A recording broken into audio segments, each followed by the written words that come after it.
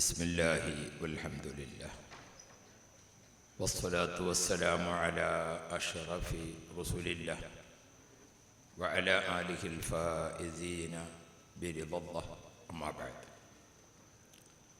الصلاة والسلام عليك يا سيدنا يا رسول الله خذ بأيدينا قلت حيلتنا أدركنا. ഏറ്റവും ആദരണീയരായ സാദാത്യങ്ങൾ, ഉലമാക്കൾ, ഉമറാക്കൾ, അഹ്ലുസുന്നത്തി വൽ ജമാഅത്തിൻ്റെ ധീരരായ പ്രവർത്തകർ, സുഹൃത്തുക്കളെ, സമസ്ത കേരള ജംഇയ്യത്തുൽ ഉലമയുടെ 100 പ്രകാശവർഷങ്ങൾ കേരളത്തിലുടനീളം പ്രകാശിപ്പിക്കുന്ന 100ാം വാർഷികത്തിൻ്റെ പ്രഖ്യാപന ശേഷം നേരത്തെ ഈ സഭ ഉദ്ഘാടനം ചെയ്തുകൊണ്ട് ആദരണീയരായ കുമ്പോൽ തങ്ങളുപ്പാപ്പ, അള്ളാഹു ആഫിയത്തുള്ള ദീർഘായുസ് നൽകുമാറാവട്ടെ, പറഞ്ഞതുപോലെ കാസർഗോഡ് നിന്ന് അതിൻ്റെ പ്രഖ്യാപനം നടത്തിയ ശേഷം ഈ പ്രസ്ഥാന കുടുംബത്തിൻ്റെ ഇളം തലമുറ അതാദ്യം ഏറ്റെടുത്തു. SSF 1 വർഷം, തൊട്ടടുത്ത് അതിൻ്റെ മുകളിലെ തലമുറ യുവജന വിഭാഗം അത് ഏറ്റെടുത്തു. ഇപ്പോൾ ഈ വർഷം ഈ പ്രസ്ഥാന കുടുംബത്തിലെ മുതിർന്ന തലമുറയാണ് ആ 100ാം വാർഷികത്തിൻ്റെ പ്രചാരണ കാര്യങ്ങളൊക്കെ ഏറ്റെടുത്ത് നടത്തിക്കൊണ്ടിരിക്കുന്നത്. ഇൻഷാ അല്ലാഹ് തൊട്ടടുത്ത വർഷം ആണ് നമ്മുടെ സമ്പൂർണ്ണ സമാപനത്തിലേക്ക് കടക്കുന്നത്. ജനുവരി 1 മുതൽ 17 കൂടി കാസർഗോഡ് മുതൽ തിരുവനന്തപുരം വരെ കേരള യാത്ര എന്ന ശീർഷകത്തിൽ മനുഷ്യർക്കൊപ്പം എന്ന ആശയത്തെയാണ് നാം പഠിപ്പിച്ചുകൊണ്ടിരിക്കുന്നത്. ലോക സമാധാനത്തിനു വേണ്ടി, ലോകത്തിൻ്റെ ഭാവിയും ഭൂതവും വർത്തമാനവും അറിഞ്ഞ് നിയന്ത്രിക്കുന്ന ഉടമസ്ഥനായ അള്ളാഹു നൽകിയ ഭരണഘടനയാണ് വിശുദ്ധ ഖുർആൻ. കടലിലും കരയിലുമായി നാം കാണുന്നതും കാണാത്തതുമായ, ചെറുതും വലുതുമായ സചേതന അചേതന സൃഷ്ടികൾ എണ്ണിയാൽ തീരാത്തതാണ്. ആധുനിക ശാസ്ത്രം ഇപ്പോഴും പുതിയ പുതിയ ചില ജീവികളെ കണ്ടെത്തുന്നേ ഉള്ളൂ. കണ്ടെത്തിയ ജീവികളുടെ ഇനം തിരിച്ച് എണ്ണം തിട്ടപ്പെടുത്താൻ സാധിച്ചിട്ടില്ല. പക്ഷികളുടെ ഇനം ആകെ ലോകത്ത് എത്രയുണ്ട്? ഇഴജന്തുക്കളുടെ ഇനം ലോകത്താകെ എത്രയുണ്ട്? കടൽ ജീവികൾ ആകെ എത്ര ഇനമാണ് എന്നിങ്ങനെ എണ്ണിത്തിട്ടപ്പെടുത്തുന്നതിൽ ശാസ്ത്രം ഇപ്പോഴും പഠിച്ചുകൊണ്ടിരിക്കുന്നുള്ളൂ. അത്രയധികം എണ്ണിയാൽ തീരാത്ത സൃഷ്ടിചരാചരങ്ങൾ കടലിലും കരയിലും ഇരുട്ടിലും വെളിച്ചത്തിലും ജീവിക്കുന്നുണ്ട്. ഈ സൃഷ്ടിചരാചരങ്ങൾക്ക് മുഴുവനും സമാധാനത്തോടെ, ഐശ്വര്യത്തോടെ, ശാന്തിയോടെ ജീവിക്കാൻ അള്ളാഹു നൽകിയ ഭരണഘടനയുടെ പേരാണ് വിശുദ്ധ ഖുർആൻ. ആ ഖുർആനിൽ ഈ ജീവികൾക്കെല്ലാം ഉള്ള പരാമർശം ഉണ്ട്. ആ വിശുദ്ധ ഖുർആൻ അള്ളാഹു പ്രമേയമാക്കിയിരിക്കുന്നത് മനുഷ്യരെയാണ്. ഖുർആനിൻ്റെ പ്രമേയം മനുഷ്യരാണ്. അതുകൊണ്ട് തന്നെ വിശുദ്ധ ഖുർആനിൽ മനുഷ്യർ എന്ന പേര്, ഇൻസാൻ എന്നൊരു വാക്ക്, നാസ് എന്ന് മറ്റൊരു വാക്ക്, വിശുദ്ധ ഖുർആനിൽ മനുഷ്യർ എന്ന പ്രയോഗം 600 ചില്ലാനം സ്ഥലങ്ങളിൽ ഖുർആൻ പറഞ്ഞിട്ടുണ്ട്. 600-ലധികം സ്ഥലങ്ങളിലാണ് മനുഷ്യൻ എന്ന പ്രയോഗം ഖുർആൻ കൊണ്ടുവന്നിട്ടുള്ളത്. ആ ഖുർആനിന്റെ തുടക്കം ബിസ്മില്ലാഹ്, അള്ളാഹുവിന്റെ പേരുകൊണ്ടാണ്. ഖുർആനിന്റെ ഒടുക്കം മിനൽ ജിന്നത്തി വന്നാസ്, മനുഷ്യൻ എന്ന പേരുകൊണ്ടാണ്. ഇത് നൽകുന്നത്, ഇത് അള്ളാഹു തആല അള്ളാഹുവിൽ നിന്ന് മനുഷ്യർക്ക് നൽകുന്നു എന്നാണ്. വിശുദ്ധ ഖുർആന്റെ തുടക്കം ബിസ്മില്ലാഹ്. ആ സൂറത്തുൽ ഫാത്തിഹ അങ്ങ് ഫത്ഹയായപ്പോൾ അവിടെ നിന്ന് തുടങ്ങിയിട്ട് അത് അവസാനിക്കുന്നത് മനുഷ്യന്റെ പേരിലുള്ള അധ്യായമാണ്. സൂറത്തുൻ നാസ്, മനുഷ്യൻ എന്ന അധ്യായം. ആ അധ്യായത്തിൻ്റെ 6 ആയത്തുകൾക്ക് 80 ഹർഫുകളാണ് ആ ആയത്തിലുള്ളത്. 6 ആയത്ത്, അത് 80 ഹർഫുകളാണ്. ആ 80 ഹർഫുകളിൽ നിന്ന് ആവർത്തനം ഒഴിവാക്കിയാൽ പിന്നെ അതിൽ 23 അക്ഷരങ്ങളാണ് ആ സൂറത്തിലുള്ളത്. അത് നൽകുന്നത് ബിസ്മില്ലാഹ് എന്ന് തുടങ്ങിയ ഖുർആൻ മിനൽ ജിന്നത്തി വന്നാസ് അവസാനിപ്പിക്കുമ്പോൾ അതിനെടുത്തിരിക്കുന്ന സമയം 23 വർഷം കൊണ്ടാണ് പൂർത്തീകരിക്കപ്പെടുന്നത്. ഘട്ടം ഘട്ടമായി ആവശ്യമുള്ളപ്പോൾ വഹയി വന്നു. ആ വഹയി ചിലതൊക്കെ സില്ലിയാണ്, വഹയി ചിലതൊക്കെ ജഹരിയാണ്, വഹയി ചിലതൊക്കെ ലൈലിയാണ്, വഹദ് ചെറുതൊക്കെ നഹാരിയാണ്, വഹദ് ചിലതൊക്കെ കബിലിയാണ്, ചിലത് ബഅദിയാണ്. എന്ന് വച്ചാൽ വിശുദ്ധ ഖുർആന്റെ വഹയി അതിങ്ങനെ വന്നുകൊണ്ടിരിക്കുന്നത് ചിലപ്പോൾ നബിതങ്ങൾ സ്വകാര്യമായിരിക്കുമ്പോൾ, ചിലപ്പോൾ നബിതങ്ങൾ പരസ്യമായിരിക്കുമ്പോൾ, ചിലപ്പോൾ ലൈലി രാത്രിയിലിരിക്കുമ്പോൾ, ചിലപ്പോൾ നഹാരിയ പകലിലാകുമ്പോൾ, ചിലപ്പോൾ കബിലി ഹിജറയ്ക്ക് മുമ്പായിട്ട്, ചിലപ്പോൾ ബഅദി ഹിജറയ്ക്ക് ശേഷമായിട്ട് മനുഷ്യരെ പരാമർശിച്ചുകൊണ്ട് രാത്രി പകൽ രഹസ്യ പരസ്യ വ്യത്യാസമില്ലാതെ മനുഷ്യർ കടലിലായാലും കരയിലായാലും, മനുഷ്യർ ഇരുട്ടിലായാലും വെളിച്ചത്തിലായാലും, മനുഷ്യരുമായി ബന്ധപ്പെട്ട എല്ലാ വിഷയങ്ങളും പരാമർശിച്ചുകൊണ്ടാണ് വിശുദ്ധ ഖുർആൻ മനുഷ്യനെ പ്രമേയമാക്കി ലോകത്തെ അവതരിപ്പിച്ചിട്ടുള്ളത്. അതുകൊണ്ട് തന്നെ വിശുദ്ധ ഖുർആനിൽ 2 സൂറത്തുകൾക്ക് പേര് തന്നെ മനുഷ്യൻ എന്നാണ്. സൂറത്തുൽ ഇൻസാൻ, ഹൽ അതാ അലൽ ഇൻസാൻ, മനുഷ്യന്റെ ഉത്ഭവം, മനുഷ്യന്റെ വളർച്ച, മനുഷ്യന്റെ പുരോഗതി, മനുഷ്യന്റെ നിലനിൽപ്പ്, മനുഷ്യന്റെ തുടർ യാത്ര. സൂറത്തുൻ നാസ് എന്തൊരധ്യായം, മനുഷ്യൻ എന്ന അധ്യായം. മനുഷ്യന് മാനസികമായി വരാവുന്ന സംഘർഷങ്ങൾ, മനുഷ്യന് മാനസികമായി വരാവുന്ന പ്രതിസന്ധികൾ, ആ പ്രതിസന്ധികളിൽ നിന്ന് മനുഷ്യന് കരകയറ്റം ലഭിക്കുന്നതിന് ആവശ്യമായ പരിഹാരങ്ങൾ, ഇതൊക്കെ നിർദ്ദേശിച്ചുകൊണ്ട് ഖുർആനിന്റെ അവസാന സൂറ അല്ലദീ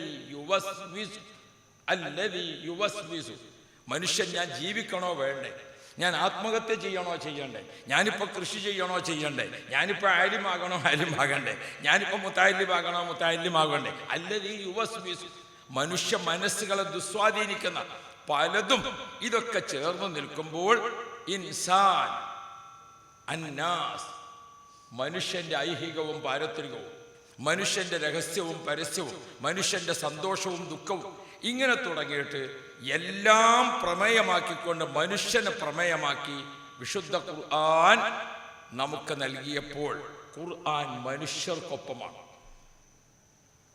പക്ഷെ ഖുർആൻ അവിടെ മനുഷ്യർക്കൊപ്പം എന്ന് പറയുമ്പോൾ എങ്ങനെയാണ് നമുക്ക് കാണാൻ സാധിക്കുന്നത്? ഭൂമിയിൽ മനുഷ്യർ മാത്രമല്ലല്ലോ, ലോകത്ത് ഒട്ടനേകം സൃഷ്ടിചരാചരങ്ങളുണ്ട്. പക്ഷെ ആ സൃഷ്ടിചരാചരങ്ങൾക്ക് മുഴുവൻ മാതൃക കാണിക്കേണ്ടത് മനുഷ്യനാണ്. എല്ലാ സൃഷ്ടിചരാചരങ്ങൾക്കും മാതൃക കാണിക്കേണ്ടത് മനുഷ്യനാണ്. അതുകൊണ്ട് മനുഷ്യനെ വിളിച്ച അല്ലാഹു തആല അയ്യുഹന്നാസ്, മനുഷ്യ സമൂഹമേ എന്നൊക്കെ ഖുർആൻ പറഞ്ഞപ്പോൾ മനുഷ്യനെ വിളിച്ചൊരു ഉത്തരവാദിത്തം ഏൽപ്പിച്ചിട്ടുണ്ട്. അയ്യുഹന്നാസ്, യാ അയ്യുഹല്ലദീന ആമനു, ഇങ്ങനെ ഖുർആനിൽ ഏറെ വിളികളുണ്ട്. പക്ഷേ ഒരു ഉത്തരവാദിത്തമുള്ള കാര്യം പറഞ്ഞിട്ടുണ്ട്. ഇന്നി ജാഇലുൻ ഫിൽ അർളി ഖലീഫ, ഭൂമിയിൽ അല്ലാഹ് എന്ന വിശ്വാസത്തിന്റെ ബഹിർപ്രകടനം അത് ജീവിച്ച് കാണിച്ചു കൊടുക്കേണ്ടത് മനുഷ്യരാണ്. അത് മൃഗങ്ങളല്ല, അത് പക്ഷികളല്ല, അത് മറ്റുള്ളവരല്ല. അപ്പോൾ മനുഷ്യ മനസ്സുകൾക്ക് സമാധാനമുണ്ടോ? ലോകത്തിന് സമാധാനമുണ്ടാകും. മനുഷ്യ മനസ്സുകൾക്ക് സംഘർഷമാണോ? ലോകത്ത് ഒരു ജീവിക്കും സമാധാനം ഉണ്ടാവുകയില്ല. ഈ കാസർഗോഡ് പട്ടണത്തിൽ അള്ളാഹു കാക്കട്ടെ, ഇപ്പം ഞാനൊരു ഉദാഹരണം പറഞ്ഞിട്ട് ഇവിടെ ഒരു ബോംബ് പൊട്ടിയാൽ അയാളെ നാവ് വിട്ടതാണ് അതിന് കാരണം എന്ന് പറയണമെന്ന് വെച്ചിട്ട് ആദ്യം മുൻകൂർ ജാമ്യം എടുത്തത്. അള്ളാഹു കാത്തുരക്ഷിക്കട്ടെ.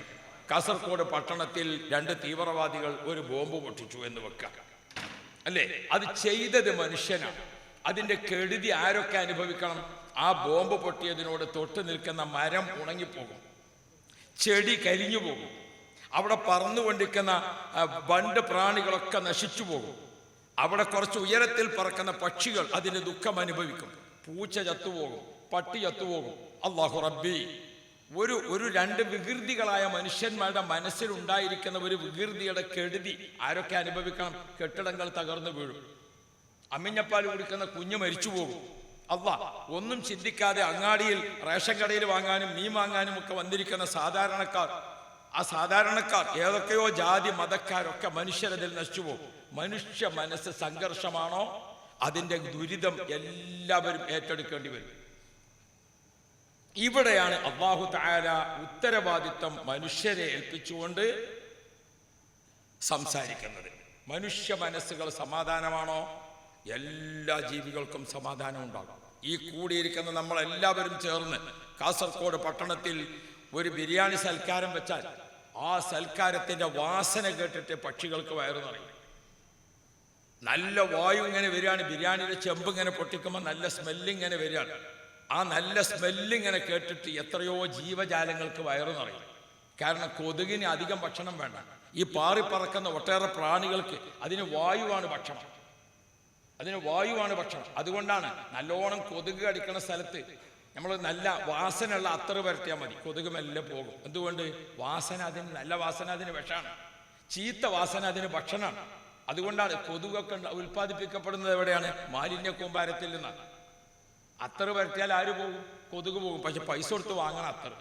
ഞാൻ നാളെ ഒരു കടയിൽ അത്തറ് വാങ്ങാൻ വേണ്ടി പോയി കൈ ഇങ്ങനെ കാണിച്ചു കൊടുത്തു. ഒരു കുട്ടി ഇവിടെ തേച്ചത്, രണ്ടാമത്തെ ഇവിടെ തേച്ചത്, മൂന്നാമത്തെ തേച്ചപ്പോൾ ഞാൻ ചോദിച്ചു, ഇത് പിന്നെ വേദനയ്ക്ക് തേക്കുന്നതാണോ എന്ന് ചോദിച്ചു. കാരണം എന്തെങ്കിലും ഒരു മണം വരണ്ടേ, അത് തേച്ചിട്ട് കൊതുകൊന്നും പോണില്ലല്ലോ എന്നുണ്ട്. പൈസ കൊടുത്തിട്ട് അത്തറ് വാങ്ങാം. പഴയ കാലത്തുള്ള കാരണവന്മാർ എന്ത് ചെയ്യും? രാത്രി ഉറങ്ങാൻ കിടക്കുമ്പോൾ വീട്ടുമുറ്റത്ത് നിന്ന് അർജാൻ ചെടിയുണ്ട്, അത് പൊട്ടിച്ചിട്ട് അതിൻ്റെ ഇലകൾ ഇങ്ങനെ വിരിക്കും. എന്തിന്? ആ അർജാൻ ചെടിയുടെ വാസന കേട്ടാൽ കൊതുക് വരില്ല. അപ്പോൾ വാസന ഭക്ഷണമായ ജീവികളുണ്ട്. ഈ ജീവജാലങ്ങളെല്ലാം ഇവിടെ നിൽക്കുമ്പോൾ മനുഷ്യ മനസ്സുകൾ നമ്മളോട് അള്ളാഹുവിൻ്റെ റസൂൽ ഓർമ്മപ്പെടുത്തി, നിങ്ങളൊരു മാന്യന്മാരുടെ സദസ്സിലേക്ക് പോകുമ്പോൾ നല്ല വസ്ത്രം ധരിക്കണം, മുടിയൊക്കെ ചീകി വെച്ച് താടിയൊക്കെ ഒപ്പിച്ച് നല്ല മട്ടത്തിൽ നിന്നിട്ട് നല്ല അത്തറ് വരക്കണം. എന്തിനാണ് അത്തറ് വരക്കുന്നത്? അത്തറ് വരക്കുന്നത് 3 ആവശ്യത്തിന്. ഒന്ന്, നിന്റെ ആരോഗ്യം കാക്കാൻ. തുറക്കപ്പെട്ട ശ്വാസദോഷങ്ങളൊക്കെ ഉണ്ട്, അല്ലേ? തുറക്കപ്പെട്ട ദ്വാരങ്ങൾ, ചെവി. പഴയ കാലത്തൊക്കെ ഉസ്താദന്മാരും കാരണന്മാരും ഒക്കെ അത്തറ് വെക്കുമ്പോൾ എന്ത് ചെയ്യും? പഞ്ഞിമലാക്കിയിട്ട് ഇങ്ങനെ ചെവിയിൽ വെക്കും. പ്രധാനമായും രോഗാണുക്കൾ താമസിക്കുന്ന ഇടയുള്ള ഒരു സ്ഥലമാണ് ഇത്, ചെവി. അതുകൊണ്ടാണ് അവിടെ വെച്ചിരുന്നത്. നമുക്കെന്നാൽ ഓട്ടോ ഫാഷനായി എന്ന് മാത്രം. അപ്പോൾ ഈ അത്തർ എന്താണ്? അതിനെപ്പറ്റി തീബ് എന്ന് പറഞ്ഞിട്ടുണ്ട്. തീബ് ഖുർആനിൽ എത്ര പ്രാവശ്യം ആവർത്തിച്ചു എന്ന് നോക്കണം. അപ്പോൾ ആ തീബിൻ്റെ ഒരു ഗുണം എന്താണ്? അത് മൂക്കിൽ ഇങ്ങനെ പരട്ടി ഒന്ന് അത്തറിങ്ങനെ മൂക്കിൽ പിന്നെ ആര് വരില്ല, ഒരു രോഗാണുക്കളും വരില്ല. അത് മുഖത്തൊന്നിങ്ങനെ പുരട്ടി, അവിടെ പിന്നെ ആര് വരില്ല, ഒരു രോഗാണുക്കളും വരും. അത് ചെവിയിൽ ഇവിടെ നിന്ന് പുരട്ടി, അവിടെ പിന്നെ. അപ്പം നിങ്ങളെ ശരീരത്തിൻ്റെ ആരോഗ്യം സംരക്ഷിക്കുന്നതിൽ ഒരു പ്രധാന പങ്ക് വഹിക്കുന്ന സാധനമാണ് ഏത്? അത്തർ. അത് ഇസ്ലാം സുന്നത്തായി കൽപ്പിച്ചു. നമ്മുടെ ശരീരത്തിൻ്റെ വിയർപ്പും മറ്റു വാസനകളൊക്കെ ഉണ്ട്, ദുർഗന്ധമൊക്കെ ഉണ്ട്, അല്ലേ? മോശപ്പെട്ട സാധനത്തിൻ്റെ വാസന എന്ന് പറഞ്ഞുകൊണ്ട് നന്നാവൂല. അപ്പോൾ അങ്ങനെയുള്ളതൊക്കെ. അപ്പോൾ അത് പരിസരത്തിരിക്കുന്ന ആർക്കും, നമ്മുടെ ശരീരത്തിലേക്ക് മറ്റൊരു രോഗാണുക്കളും ബാക്കിയുള്ളത്, അങ്ങനെ ഒരുപാട് ഗുണങ്ങൾ വെച്ചുകൊണ്ടാണ് ഇസ്ലാം അതിൻ്റെ ഒരു ആശയം പഠിപ്പിക്കുമ്പോൾ അതിലൊരു ആരോഗ്യ സംരക്ഷണം ഉണ്ടാകും, അതിലൊരു കാവലുണ്ടാകും, അതിൽ ഒരുപാട് ആശയങ്ങളുണ്ടാകും. അത് ചേർന്നുകൊണ്ട് ഇസ്ലാം അത് പഠിപ്പിക്കുമ്പോൾ ഇസ്ലാം അതൊരു സമാധാനത്തിൻ്റെ സന്ദേശമാണ്. ഇസ്ലാം അത് സമാധാനത്തിൻ്റെ മതമാണ്. ആ സമാധാനത്തിൻ്റെ പ്രേമികളായ മനുഷ്യരെ സൃഷ്ടിക്കുകയാണ് ഖുർആൻ ചെയ്യുന്നത്. മനുഷ്യ മനസ്സുകൾ അങ്ങനെ എല്ലാം കൊണ്ടും സമാധാനമാകുമ്പോൾ അത് എല്ലാ ജീവികൾക്കും ഐശ്വര്യമാണ്. അതാ ഞാൻ പറഞ്ഞത്, ഒരു ബിരിയാണി ചലഞ്ച് നടത്തുകയാണ് കാസർഗോഡ് അങ്ങാടിയിൽ. അതിൻ്റെ സ്മെല്ല് കിട്ടിയിട്ട് ഒരുപാട് ജീവികൾ വയറു നിറയും. അതിൻ്റെ അവശിഷ്ടങ്ങളൊക്കെ കിട്ടിയിട്ട് കുറേ പക്ഷികൾക്ക് വയറു നിറയും. അതിൻ്റെ മറ്റു നമ്മൾ ഉപേക്ഷിച്ചിരിക്കുന്ന കുറച്ച് വേസ്റ്റുകളൊക്കെ കിട്ടിയിട്ട് ആർക്കും നിറയും. വേസ്റ്റ് ആർക്കും? അത് പൂച്ചക്ക് ഭക്ഷണമാണ്. നമ്മൾ മീൻ കഴിച്ചിട്ടുണ്ട്, അവന് മുള്ള് പൂച്ചക്ക ഭക്ഷണമാണ്. അതുകൊണ്ടാണ് ഇസ്ലാം സമാധാനപ്രേമികളോട് പഠിപ്പിച്ചത്, നിങ്ങൾ മറ്റുള്ളവരുടെ ഭക്ഷണത്തെ പരിഗണിക്കണം. എല്ലിൽ മൂത്രമൊഴിക്കരുത്. മുത്തുനബി പഠിപ്പിച്ചു, എല്ലിൽ മൂത്രമൊഴിക്കരുത്. എന്തുകൊണ്ട്? നിങ്ങൾക്ക് എല്ല് വേസ്റ്റ് ആണെങ്കിലും, നമ്മളിപ്പോൾ വേസ്റ്റും കൂടി ആർക്കും കൊടുക്കാതെയായി, ജീവജാലങ്ങൾക്ക് കൊടുക്കാതെയായി. അത് ഈ യൂറോപ്യൻ ബാത്റൂം വന്നതിന് ശേഷം ഉണ്ടായതാണ്, അല്ലെങ്കിൽ ഈച്ചക്കെങ്കിലും വല്ലതും കിട്ടിയിരുന്നു. അപ്പം ഞാൻ ഓർമ്മപ്പെടുത്തുന്നത്, എല്ലിൽ മൂത്രമൊഴിക്കരുത് എന്ന് പറഞ്ഞു. അത് മറ്റൊരു ജീവിയുടെ ഭക്ഷണമാണ്. നോക്ക് നിങ്ങൾ, മറ്റു ജീവികളെ പരിഗണിച്ചു അവരെ നല്ല പോലെ കണക്കിലെടുത്തുമാണ് മനുഷ്യൻ ജീവിക്കുന്നത്. മനുഷ്യർക്ക് സമാധാനമുണ്ടോ? എല്ലാ ജീവികൾക്കും സമാധാനമുണ്ടാകും. മനുഷ്യർക്കൊപ്പം എന്ന് നാം പറഞ്ഞത് എന്താണ്? നാം മനുഷ്യർക്കൊപ്പം നിന്നാൽ തീർച്ചയായും അത് പട്ടിക്കും പൂച്ചക്കും കാക്കക്കും കോഴിക്കും എല്ലാവർക്കും സമാധാനം. ആ സമാധാനമാണ് ഇസ്ലാം നമ്മെ പഠിപ്പിച്ചിട്ടുള്ളത്. ആ സമാധാനം മനുഷ്യ മനസ്സുകൾ ഉണ്ടാക്കിയെടുക്കാൻ നബി മുഹമ്മദ് മുസ്തഫ, മുത്തുനബിയുടെ മുമ്പിൽ നിൽക്കുന്നതൊക്കെ മനുഷ്യരാണ്. നബിയുടെ മുമ്പിൽ കറുത്തവരും വെളുത്തവരും വ്യത്യാസമായിട്ടല്ല നിന്നത്. നബിയുടെ മുമ്പിൽ അറബിയും അനറബിയും വ്യത്യാസപ്പെട്ടല്ല നിന്നത്. നമ്മുടെ മുമ്പിൽ ഒരാളിങ്ങനെ വന്നു നിൽക്കുമ്പോൾ ഒരുപാട് മുൻധാരണകളിലാണ് നമ്മൾ അദ്ദേഹത്തെ വീക്ഷിക്കുന്നത്. അയാൾ അറബിയാണോ, അയാൾ അനറബിയാണോ, അയാൾ കറുത്തിട്ടാണോ, അയാൾ വെളുത്തിട്ടാണോ, അയാൾ LDF ആണോ, അയാൾ UDF ആണോ, അയാൾ വേറെ വല്ല രീതിയാണോ, അങ്ങനെ ഇങ്ങോട്ട് തുടങ്ങിയിട്ട് ഒരുപാട് ധാരണകൾ നമ്മുടെ മനസ്സിൽ ഇങ്ങനെ വെച്ചിട്ട് അയാളെ സമീപിക്കുമ്പോൾ നമുക്ക് ശരിക്കൊന്ന് പുഞ്ചിരിക്കാൻ കഴിയണില്ല. എന്താ ശരിക്കൊന്ന് പുഞ്ചിരിക്കാൻ കഴിയുന്നത്? നബി മുഹമ്മദ് മുസ്തഫ ഒരാളെ കണ്ടപ്പോൾ മുത്തുനബിയുടെ മുന്നിൽ നിൽക്കുന്നത് ആരാണ്? അള്ളാഹുവിൻ്റെ ഒരു സൃഷ്ടി, അള്ളാഹുവിൻ്റെ ഒരു സൃഷ്ടി. ആ സൃഷ്ടിയെ നബി സല്ലല്ലാഹു അലൈഹി വസല്ലം തങ്ങൾ ഒരു തുറന്ന മനസ്സോടെ അങ്ങ് കണ്ടപ്പം യാ റബ്ബ്, അതൊരു തലാഖത്തുൽ വജ്ഹാണ്, അതൊരു തബസ്സുമാണ്. ആ തലാഖത്തുൽ വജ്ഹും തബസ്സുമും ഒരു മുഖപ്രസന്നതയും ഒരു നല്ല പുഞ്ചിരിയും. പഴയ കാലത്ത് 3 പ്രാവശ്യം കൃഷി എടുക്കുന്ന വയലിനാണ് ഏത് എന്ന് പറയാം? പുഞ്ചകൃഷി എന്ന് പറയാം. അത് നല്ലോണം വെള്ളം തേകിയിട്ട് നനച്ചുണ്ടാക്കിയിട്ടുമാണ്. അന്ന് നാടോടിപ്പാട്ടിൽ കവി പാടി, പുഞ്ചപ്പാടം തേകി നനക്കാൻ എന്തൊരു പാട്, പുഞ്ചിരി കൊണ്ടൊരു മനസ്സ് നിറക്കാൻ എന്തൊരു ചേല്. ഒരൊറ്റ പുഞ്ചിരി. അല്ലാഹ്, അതിന് ഗീറ് മാറ്റേണ്ട ആവശ്യമില്ല. ഒന്ന് ചിരിക്കാൻ ഇപ്പം ചില ആൾക്കാരൊക്കെ ഒന്ന് കണ്ടാൽ ഇവർക്കൊന്ന് ചിരിക്കണമെങ്കിൽ വല്ല തെങ്ങമ്മ കയറണമാരി പറയാം, ഒരുങ്ങി ഒരു താപ്യം കളപ്പൊക്കെ ഇട്ട് ഒന്ന് ഒരുങ്ങാൻ വേണ്ടിയിട്ട് നിൽക്കേണ്ട, ഒരു ഗീറൊക്കെ ഐ ഗീറിലൊക്കെ ഇട്ട് എന്നിട്ടൊക്കെ വേണം ചിരിക്കാൻ ആലോചിക്കാൻ നമുക്ക്. നബി മുഹമ്മദ് മുസ്തഫ മുത്തുനബിയുടെ കൂടെ നിന്നുകൊണ്ട് ജീവിച്ചിരിക്കുന്ന സ്വഹാബി പ്രമുഖന്മാരിൽ പലരും പറഞ്ഞ ഹദീസ്, ബഹുമാനപ്പെട്ട മുത്ത് റസൂലുള്ളാഹിന്റെ കൂടെ ചെറിയ പ്രായത്തിൽ നിന്നാണ് അനസ് റളിയല്ലാഹു അൻഹു. ഉമ്മു സുലൈം റളിയല്ലാഹു അൻഹ മുത്തുനബിയോട് വന്നിട്ട് പറഞ്ഞു, നബിയെ, എൻ്റെ ഭർത്താവ് മരിച്ചല്ലോ, അനസിന്റെ ഉമ്മ, എനിക്ക് ആരോഗ്യം നഷ്ടപ്പെട്ടിട്ടില്ല, മറ്റൊരു കല്യാണം വരുന്നുണ്ട്. അനസാണെങ്കിൽ ഓടിച്ചാടി നടക്കാൻ സമയമായിട്ടുണ്ട്, തങ്ങൾക്കൊരു ഖിദ്മത്തിന് ഞാൻ അനസിനെ തരട്ടെ എന്ന് ചോദിച്ചു. നബി തങ്ങൾ സന്തോഷത്തോടെ അനസിനെ സ്വീകരിച്ചു. ഉമ്മു സുലൈം മറ്റൊരു ഭർത്താവിൻ്റെ കൂടെ ജീവിക്കാൻ തുടങ്ങി.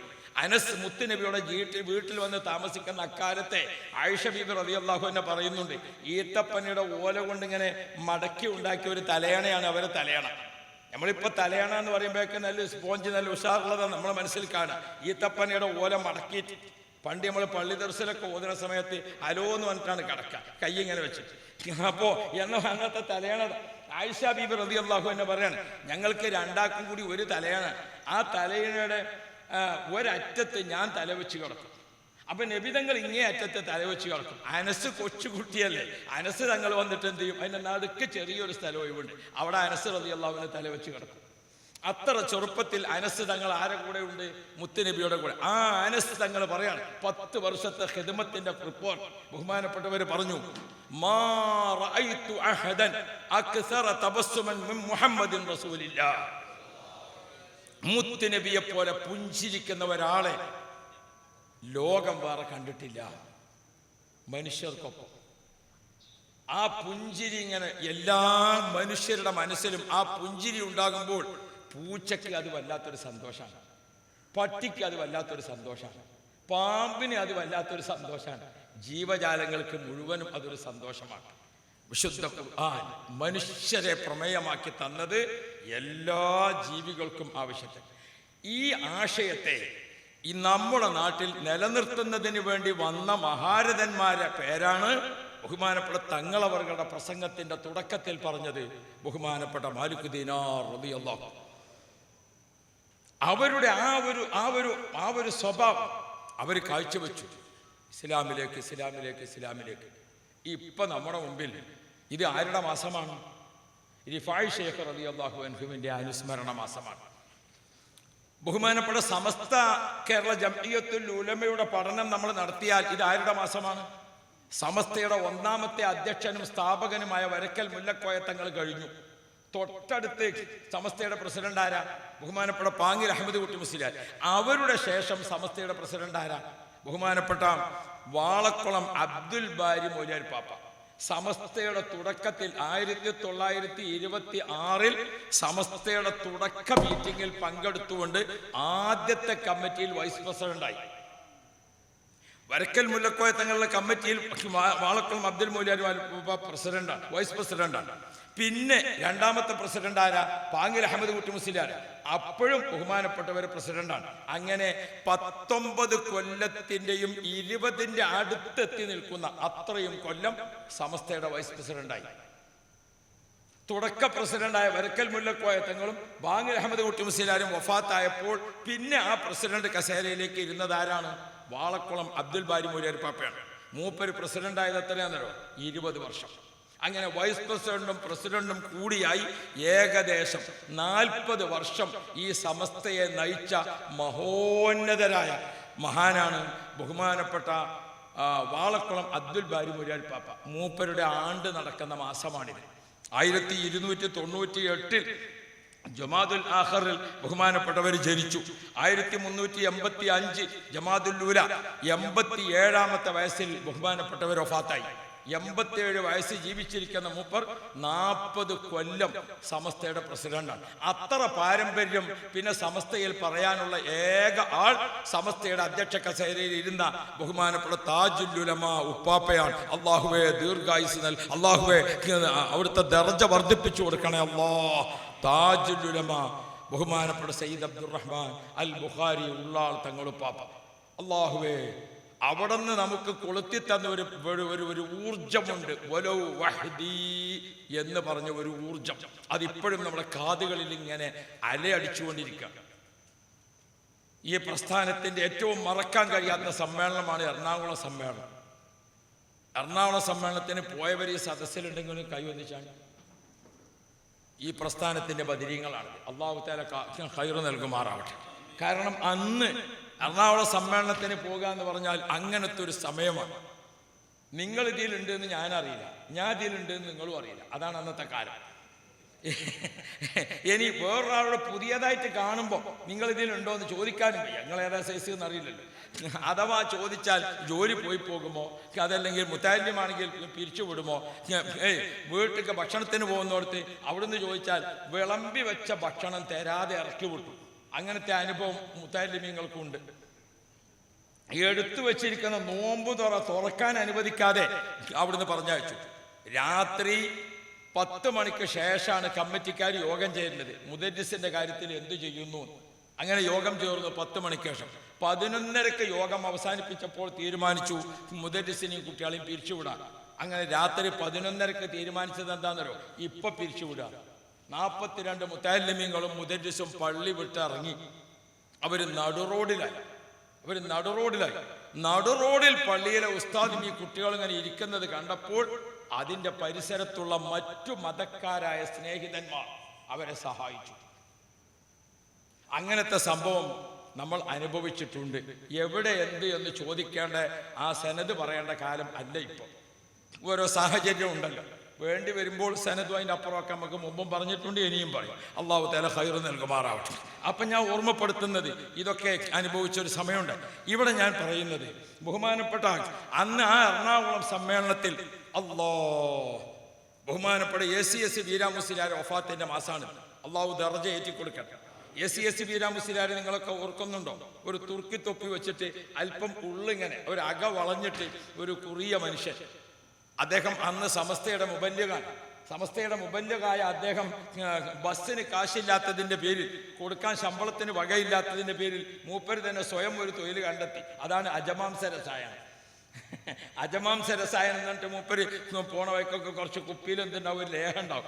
അതിൻ്റെ പോരിശൊക്കെ പറഞ്ഞാണ്ട് അത് ആളുകൾക്ക് കൊടുക്കും. രോഗം മാറിയാലും മാറിയില്ലെങ്കിലും മൂപ്പർക്ക് വസൂലുണ്ടാവും എന്നുള്ളൊരു സംഗതിയിൽ അങ്ങനെ ഇതാണ്. അങ്ങനെ ബഹുമാനപ്പെട്ട ACS വീരാമുസ്ലിയാർ മലേഷ്യയിലാണ്. മലേഷ്യയിൽ നിന്ന് എറണാകുളം സമ്മേളനം കേട്ടപ്പോൾ മൂപ്പര് അവിടുന്ന് വിമാനം കയറി പോന്നു. വിമാനം ഇറങ്ങിയിട്ട് വീട്ടിലേക്ക് പോരാതെ നേരെ എറണാകുളം സമ്മേളനത്തിന് വരികയാണ്. അപ്പോൾ AP ഉസ്താദ് സ്റ്റേജ് എന്ന് പറഞ്ഞു, ACS വീരാമുസ്ലിയാർ നിസ്കാരത്തിന് ഇമാമത്ത് നിൽക്കുന്നു. ബഹുമാനപ്പെട്ട ACS വീരാമുസ്ലിയാർ എറണാകുളം സമ്മേളനത്തിന്റെ മൈതാനിയിൽ ഇമാമ് നിന്നിട്ട് ബഹുമാനപ്പെട്ടവർ ആ തജ്വീദിന്റെ ഖിറാഅത്ത് ഇങ്ങനെ നടത്തിയത് ഇന്നും കാതിലിങ്ങനെ അലയടിക്കുന്നുണ്ട്. അവിടെയാണ് ബഹുമാനപ്പെട്ട TSK തങ്ങളുടെ സ്വാഗത പ്രസംഗവും അതേപോലെ തന്നെ മറക്കാൻ കഴിയാത്ത താജുൽ ഉലമയുടെ പ്രഖ്യാപനം, വലു വഹദി, ഞാൻ ഒറ്റക്കാണെങ്കിലും അതിപ്പോഴും നമ്മുടെ കാതിലിങ്ങനെ അലയടിച്ചുകൊണ്ടിരിക്കുന്നുണ്ട്. യാ റബ്ബ് യാ റബ്ബ്. അപ്പോ താജുൽ ഉലമയാണ് പിന്നെ സമസ്തയുടെ അധ്യക്ഷ കസേരയിൽ 40 കൊല്ലത്തിലധികം ഇരുന്ന വലിയ മഹാൻ. ഞാൻ അബ്ദുൽ ബാരി മൗലവി പാപ്പയിലേക്ക് വരാം. ബഹുമാനപ്പെട്ട അബ്ദുൽ ബാരി മൗലവി പാപ്പ മലപ്പുറക്കാരുടെ ഒരു ഭാഷയാണ് ഉപ്പാപ്പ എന്ന് പറയുന്നത്. അതൊരു ആദരവിൻ്റെ വാക്കായിട്ട് പറയുന്നത്. അപ്പോൾ അവിടെ മൊത്തത്തിൽ പറഞ്ഞാൽ മൗലിയാർ പാപ്പ എന്ന് പറഞ്ഞാൽ എല്ലാവരും ഒരു ഒരു ഒരു തങ്ങളെ സ്ഥാനം ഒരു മൗലിയാർക്ക് കിട്ടുമ്പം അതിന് ചേർന്ന് വരുന്നതാണ് ഏത് തങ്ങൾപ്പാപ്പ എന്ന് പറയും. ചെറിയ കുട്ടിയാണെങ്കിലും മലപ്പുറക്കാർ തങ്ങൾപ്പാപ്പ എന്ന് തന്നെ പറയാം. അത് ഒരു ഉപ്പാപ്പ എന്ന് പറയുന്നത് എന്താണ്, ഒരു വലിയ ബഹുമാനമായിട്ട് പറയുന്നത്, അല്ലാതെ അവരെ ഇതാക്കിയിട്ട് പറയുന്നത്. അപ്പോൾ അള്ളാഹു തആല ഖൈർ തരട്ടെ. ബഹുമാനപ്പെട്ട അബ്ദുൽ ബാരി മൗലിയാർ പാപ്പ 40 കൊല്ലം അതേ നാട്ടിൽ ദർസ് നടത്തിയ ആളാണ്. 40 കൊല്ലം എവിടെ ദർസ് നടത്തി? മൂപ്പര് സ്വന്തം നാട്ടില്. ഉമറാക്കൾ മനസ്സിലാക്കണം, സമസ്ത കേരള ജംഇയ്യത്തുൽ ഉലമയിൽ അന്നും ഇന്നും വാളക്കുളം അബ്ദുൽ ബാരി മൗലിയാർ പാപ്പയെ പോലെ ഒരു പണക്കാരനായ മുസ്ലിയാരും ഉണ്ടായിട്ടില്ല.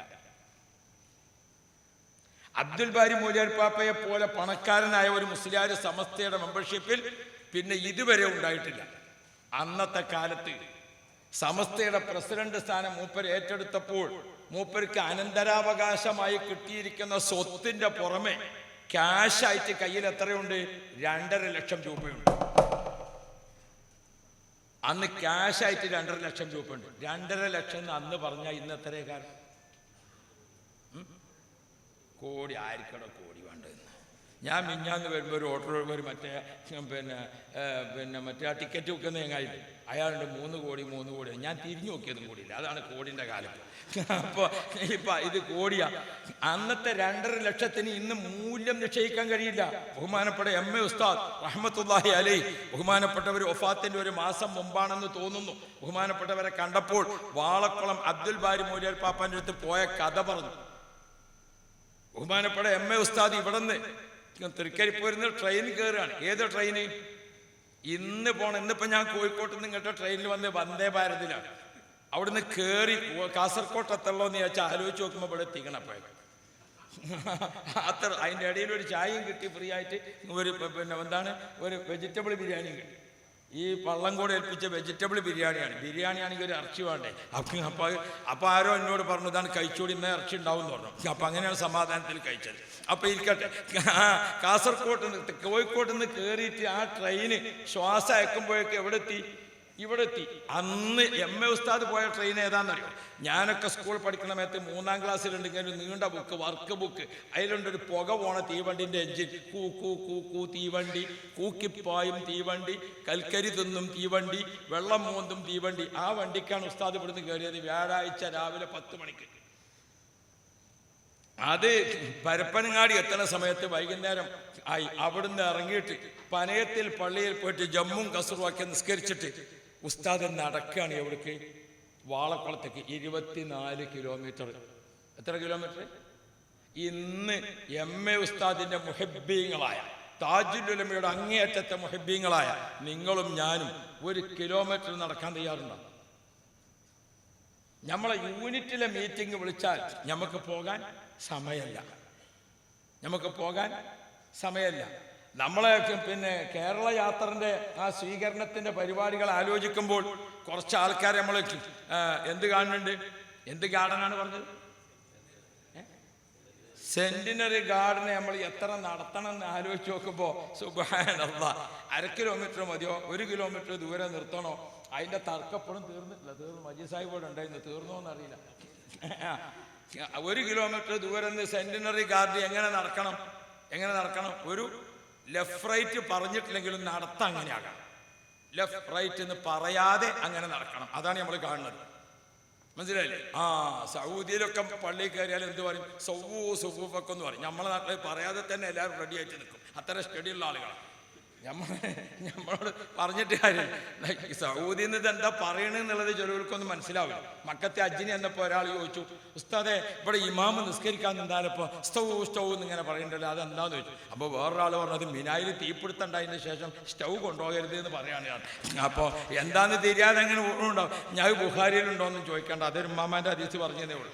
അപ്പോൾ ഇരിക്കട്ടെ, അള്ളാഹു ഖൈർ തരട്ടെ. അപ്പം ഞാൻ ഓർമ്മപ്പെടുത്തുന്നത്, നമ്മൾ 1/2 കിലോമീറ്റർ നടക്കണോ സെന്റിനറി ഗാർഡ്, അതെല്ലാം 1 കിലോമീറ്റർ നടക്കണോ, ഇതിങ്ങനെ ചർച്ചപ്പോഴും തീരുമാനമായിട്ടില്ല. അത്രയും ബഹുമാനപ്പെട്ട എം.എ. ഉസ്താദ് നടന്നത് 24 കിലോമീറ്റർ. എന്നിട്ട് എവിടെ എത്തി? അബ്ദുൽ ബാരി മൂലിയാർ പാപ്പാന്റെ വീടിന്റെ തൊട്ടടുത്ത് ബഹുമാനപ്പെട്ട ഒരു ചെറിയ കെട്ടിടമുണ്ടാക്കി.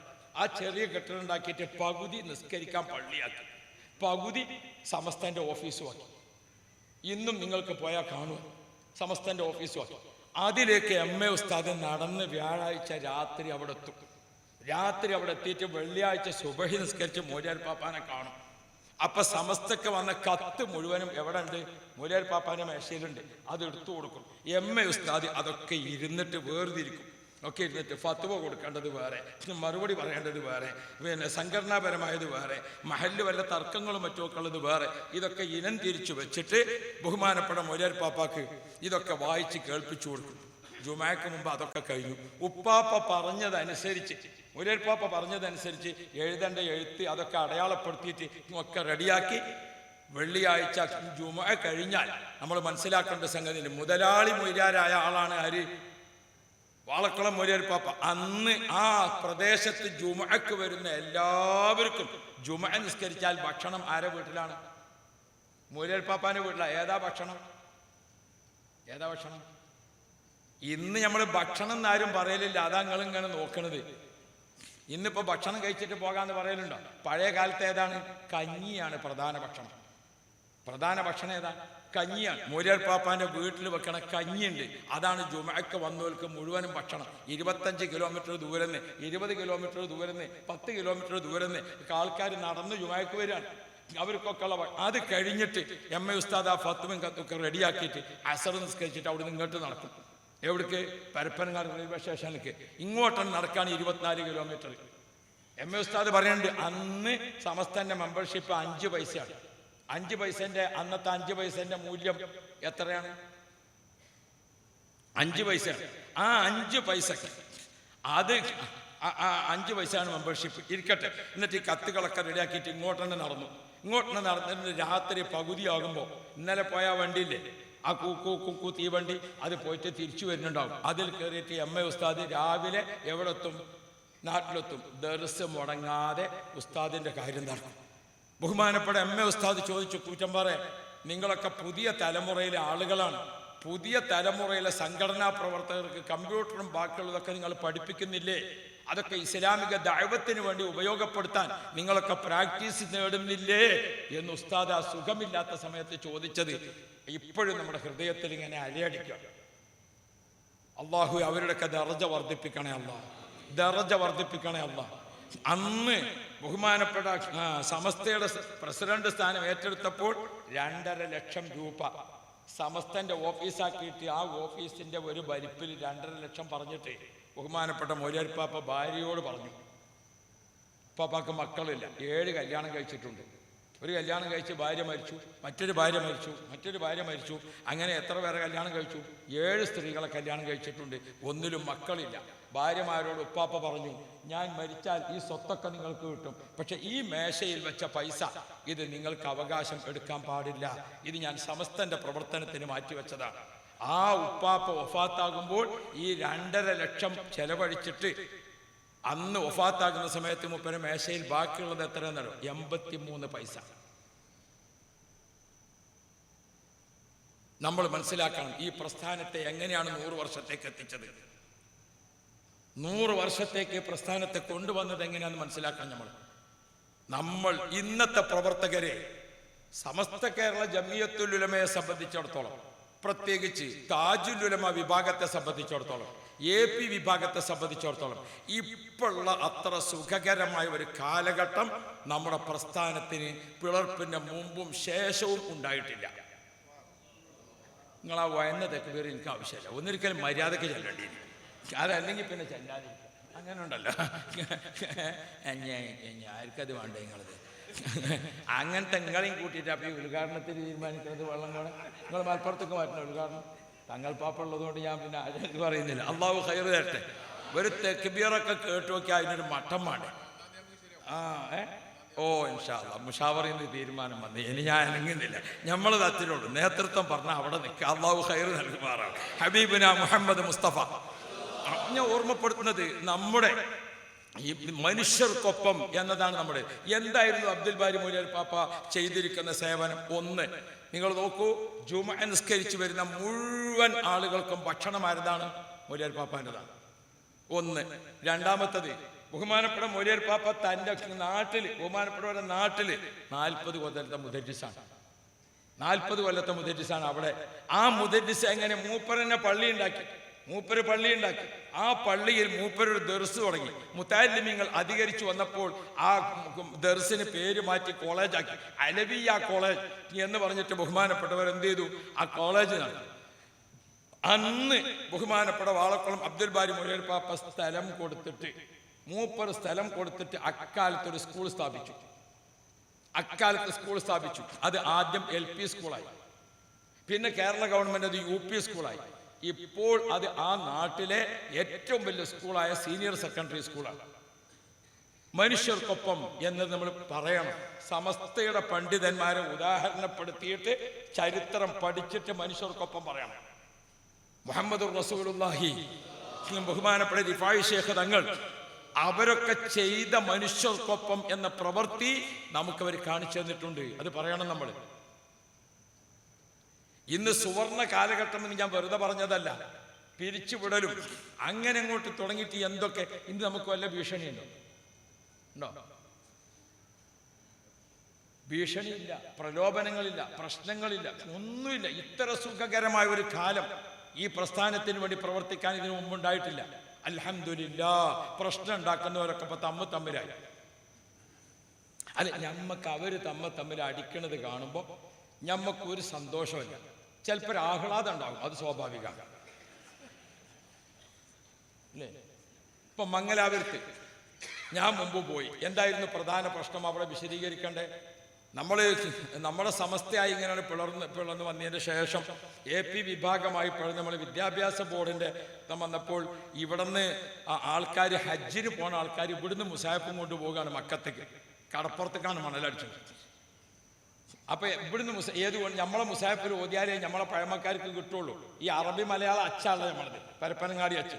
അതിൽ ഓതി. അപ്പൊ നമ്മളെ കാരണന്മാരൊക്കെ ഹജ്ജിന് പോകുമ്പോൾ മുസാഫ് വെച്ച് പോകും. ജിദ്ദയിൽ ചെന്നിട്ട് എമിഗ്രേഷനിൽ നിൽക്കുമ്പോൾ പോലീസുകാരൻ ഈ ബുക്ക് ഇങ്ങനെ നോക്കിയിട്ട് ഇത് അറബിയാണെന്ന് എനിക്ക് തിരിയില്ല. ഈ എഴുത്ത് കണ്ടാൽ അത് വാങ്ങിയിട്ട് കച്ചറയിലിടും. എത്ര ബഹുമാനപ്പെട്ട AP ഉസ്താദും MA ഉസ്താദും താജുൽ ഉലമയൊക്കെ ഇത് കണ്ടിട്ട് കണ്ണീരൊഴുക്കിയിട്ടുണ്ട്. അതുകൊണ്ട് നമ്മുടെ സംഘടന പിളർന്നപ്പോൾ ആദ്യം നമ്മൾ ഒരു മാറ്റം വരുത്തിയത് ആ റസ്മുൽ ഉസ്മാനി എഴുത്താണ്, ലോക മുസ്ലിങ്ങൾക്കൊപ്പം. അങ്ങനെ ആദ്യം മാറ്റം വരുത്തിയത് ഏതായിരുന്നു? ആദ്യം മാറ്റം വരുത്തിയത് അൽക്കഫും സ്വലാത്തും.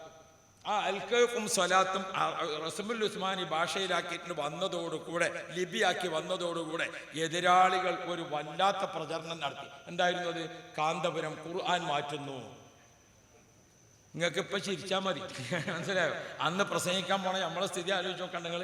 കാന്തപുരം ഖുർആൻ മാറ്റുന്നു. ആ ഖുർആൻ മാറ്റുന്ന ചങ്ങായിക്ക് വേണ്ടിയിട്ട് പ്രസംഗിക്കാൻ വേണ്ടി വന്നതാണ് ഈ മൊയ്ലാർ എന്ന് പറഞ്ഞാൽ ജീവൻ ബാക്കിയുണ്ടാവും.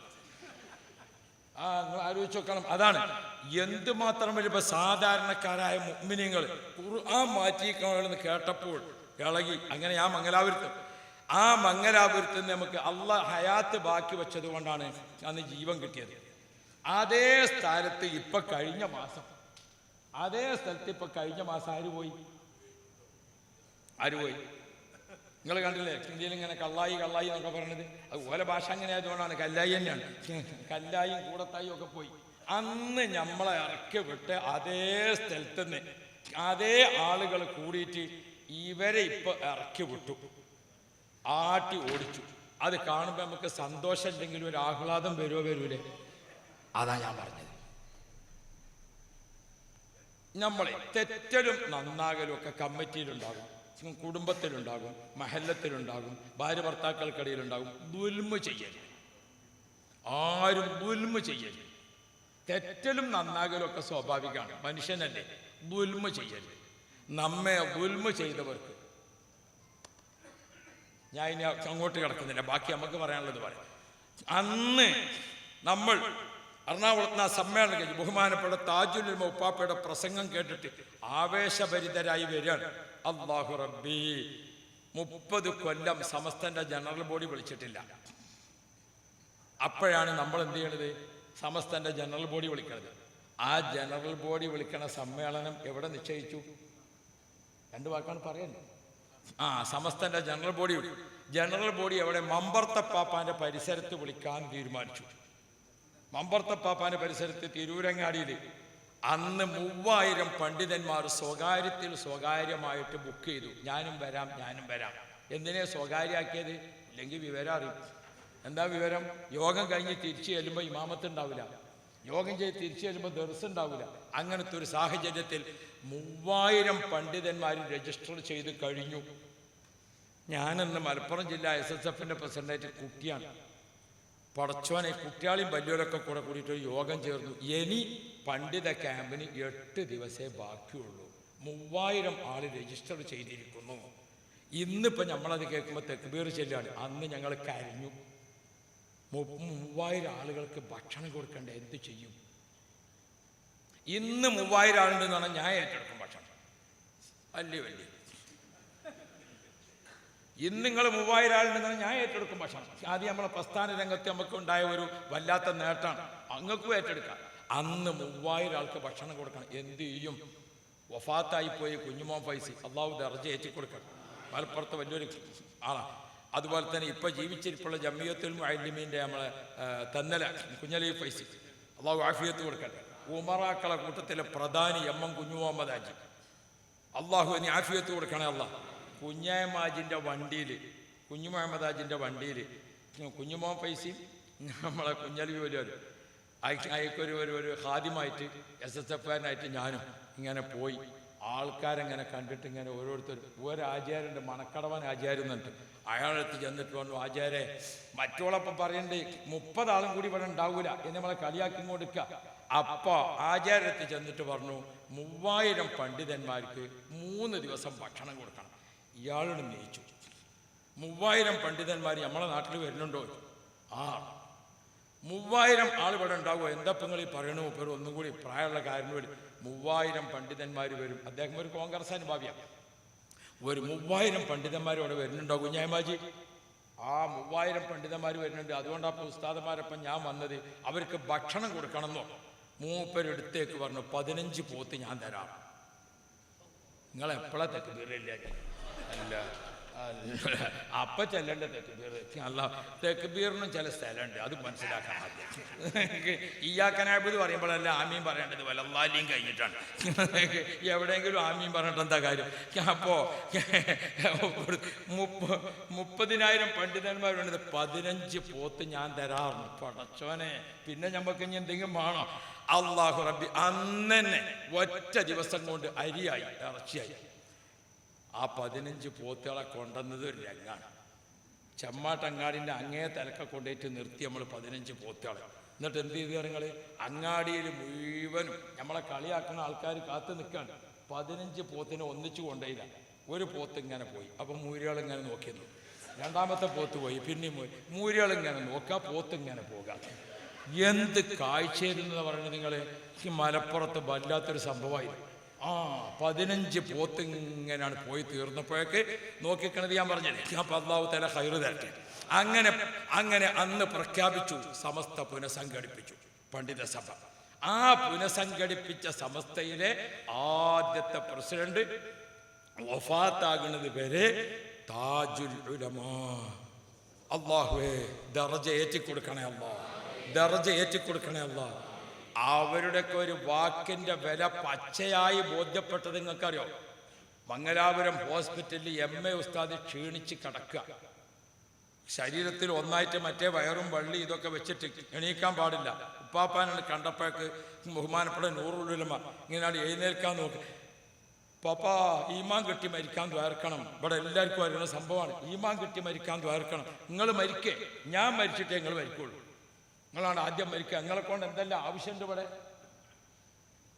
ഞാൻ മരിച്ചിട്ടേ നിങ്ങൾ മരിക്കുള്ളൂ. നിങ്ങളിപ്പോൾ തന്നെ മരിക്കുക. ബഹുമാനപ്പെട്ട താജുൽ ഉലമ വഫാത്തായി ആ കസേരയിൽ MA ഉസ്താദ് ഇരുന്ന് 1 കൊല്ലം നഴിച്ച ശേഷം 1 വർഷം കഴിഞ്ഞ് 9ാമത്തെ ദിവസമാണ് MA ഉസ്താദ് വഫാത്താകുന്നത്. നിങ്ങളെ കൊണ്ട് എന്തെല്ലാം പണിയുണ്ട് എന്ന് പറഞ്ഞ ഒരു പണി 1 കൊല്ലം പണിയെടുത്തു. ഞാൻ മരിച്ചിട്ടേ നിങ്ങൾ മരിക്കുള്ളൂ പറഞ്ഞ് 1 കൊല്ലം കഴിഞ്ഞു. നമ്മളൊപ്പം നിന്നതിനെ മഹാന്മാരെ മനസ്സിലാക്കണം. നമ്മളിങ്ങനെ ഷെയ്ഖിനെയും തേടി നടക്കുകയാണ്. എന്നിട്ട് ഏതെങ്കിലും അന്തല്ലാത്ത ഒരുത്തനെ ഒരു ഷെയ്ഖിനെയും തെരഞ്ഞു പോകുക. എന്താ ആ ഷെയ്ഖിൻ്റെ സ്ഥിതി? മൂപ്പർക്ക് മുമ്പ് നിന്നോടുന്ന് എന്തോ കിട്ടിയിരിക്കുന്ന. ഈ എന്തോ കിട്ടിയിരിക്കുന്ന പറഞ്ഞത് അവിടെ പോയി അന്വേഷിച്ച് നോക്കുമ്പോൾ പുറത്ത് 4 കിട്ടിയതാണ്. ഈ ഷെയ്ഖിനെയും തെരഞ്ഞ് നടക്കേണ്ട കാലഘട്ടമല്ല. അപ്പോൾ എന്തോ കിട്ടിയിരിക്കണമെന്നോ ഒരു പണി അറിയുന്ന ആളോട് എനിക്കെന്താ പണി അറിയാമെന്ന് വെച്ചാൽ എന്ത് പണി എടുക്കാമെന്ന് പറഞ്ഞാൽ ഒരു പണി ഓൻ അറിയില്ല എന്നതിൻ്റെ അർത്ഥം. എന്ത് പണിയെടുക്കാൻ പറ്റുന്നുണ്ടോ? ഓനക്കൊരു പണി അറിയില്ല. പണി അറിയുന്ന ഞാൻ ഡ്രൈവറാണ്, ഞാൻ അക്കൗണ്ടൻ്റാണ്, ഞാൻ മാനേജറാണ്, ഞാൻ സെയിൽസ്മാനാണ്, ഞാൻ സെയിൽസ് എക്സിക്യൂട്ടീവാണ്, ഞാൻ ഭണ്ഡാരിയാണ് എന്നിങ്ങനെ പറയില്ലേ? വെറുതെ വന്നിട്ട് എന്തോ കിട്ടിയെന്ന് അറിഞ്ഞതൊക്കെ നിങ്ങൾ ഓടാൻ നിൽക്കണം. പ്രത്യേകിച്ച് ഈ സുന്നത്ത് ജമാഅത്തിൻ്റെ പ്രവർത്തകരോട് ഞാൻ ഓർമ്മപ്പെടുത്തുകയാണ്, എന്തോ കിട്ടിയോടത്തേക്കൊന്നും നമ്മളാരും പോകാൻ പാടില്ല. ബഹുമാനപ്പെട്ട താജുൽ ഉലമ ഉണ്ടായിരുന്നു. ഉപ്പാപ്പ നമുക്ക് സലാത്ത് തന്നിട്ടുണ്ട്, പോരെ? അത് ജീവിതത്തിൽ ബഹുമാനപ്പെട്ട ഉപ്പാപ്പ ഖുർആൻ ഓതാത്തൊരു ദിവസമുണ്ടോ? ഹദ്ദാദ് ചെല്ലാത്തൊരു ദിവസമുണ്ടോ? ബദരിയത്ത് ചെല്ലാത്തൊരു ദിവസമുണ്ടോ?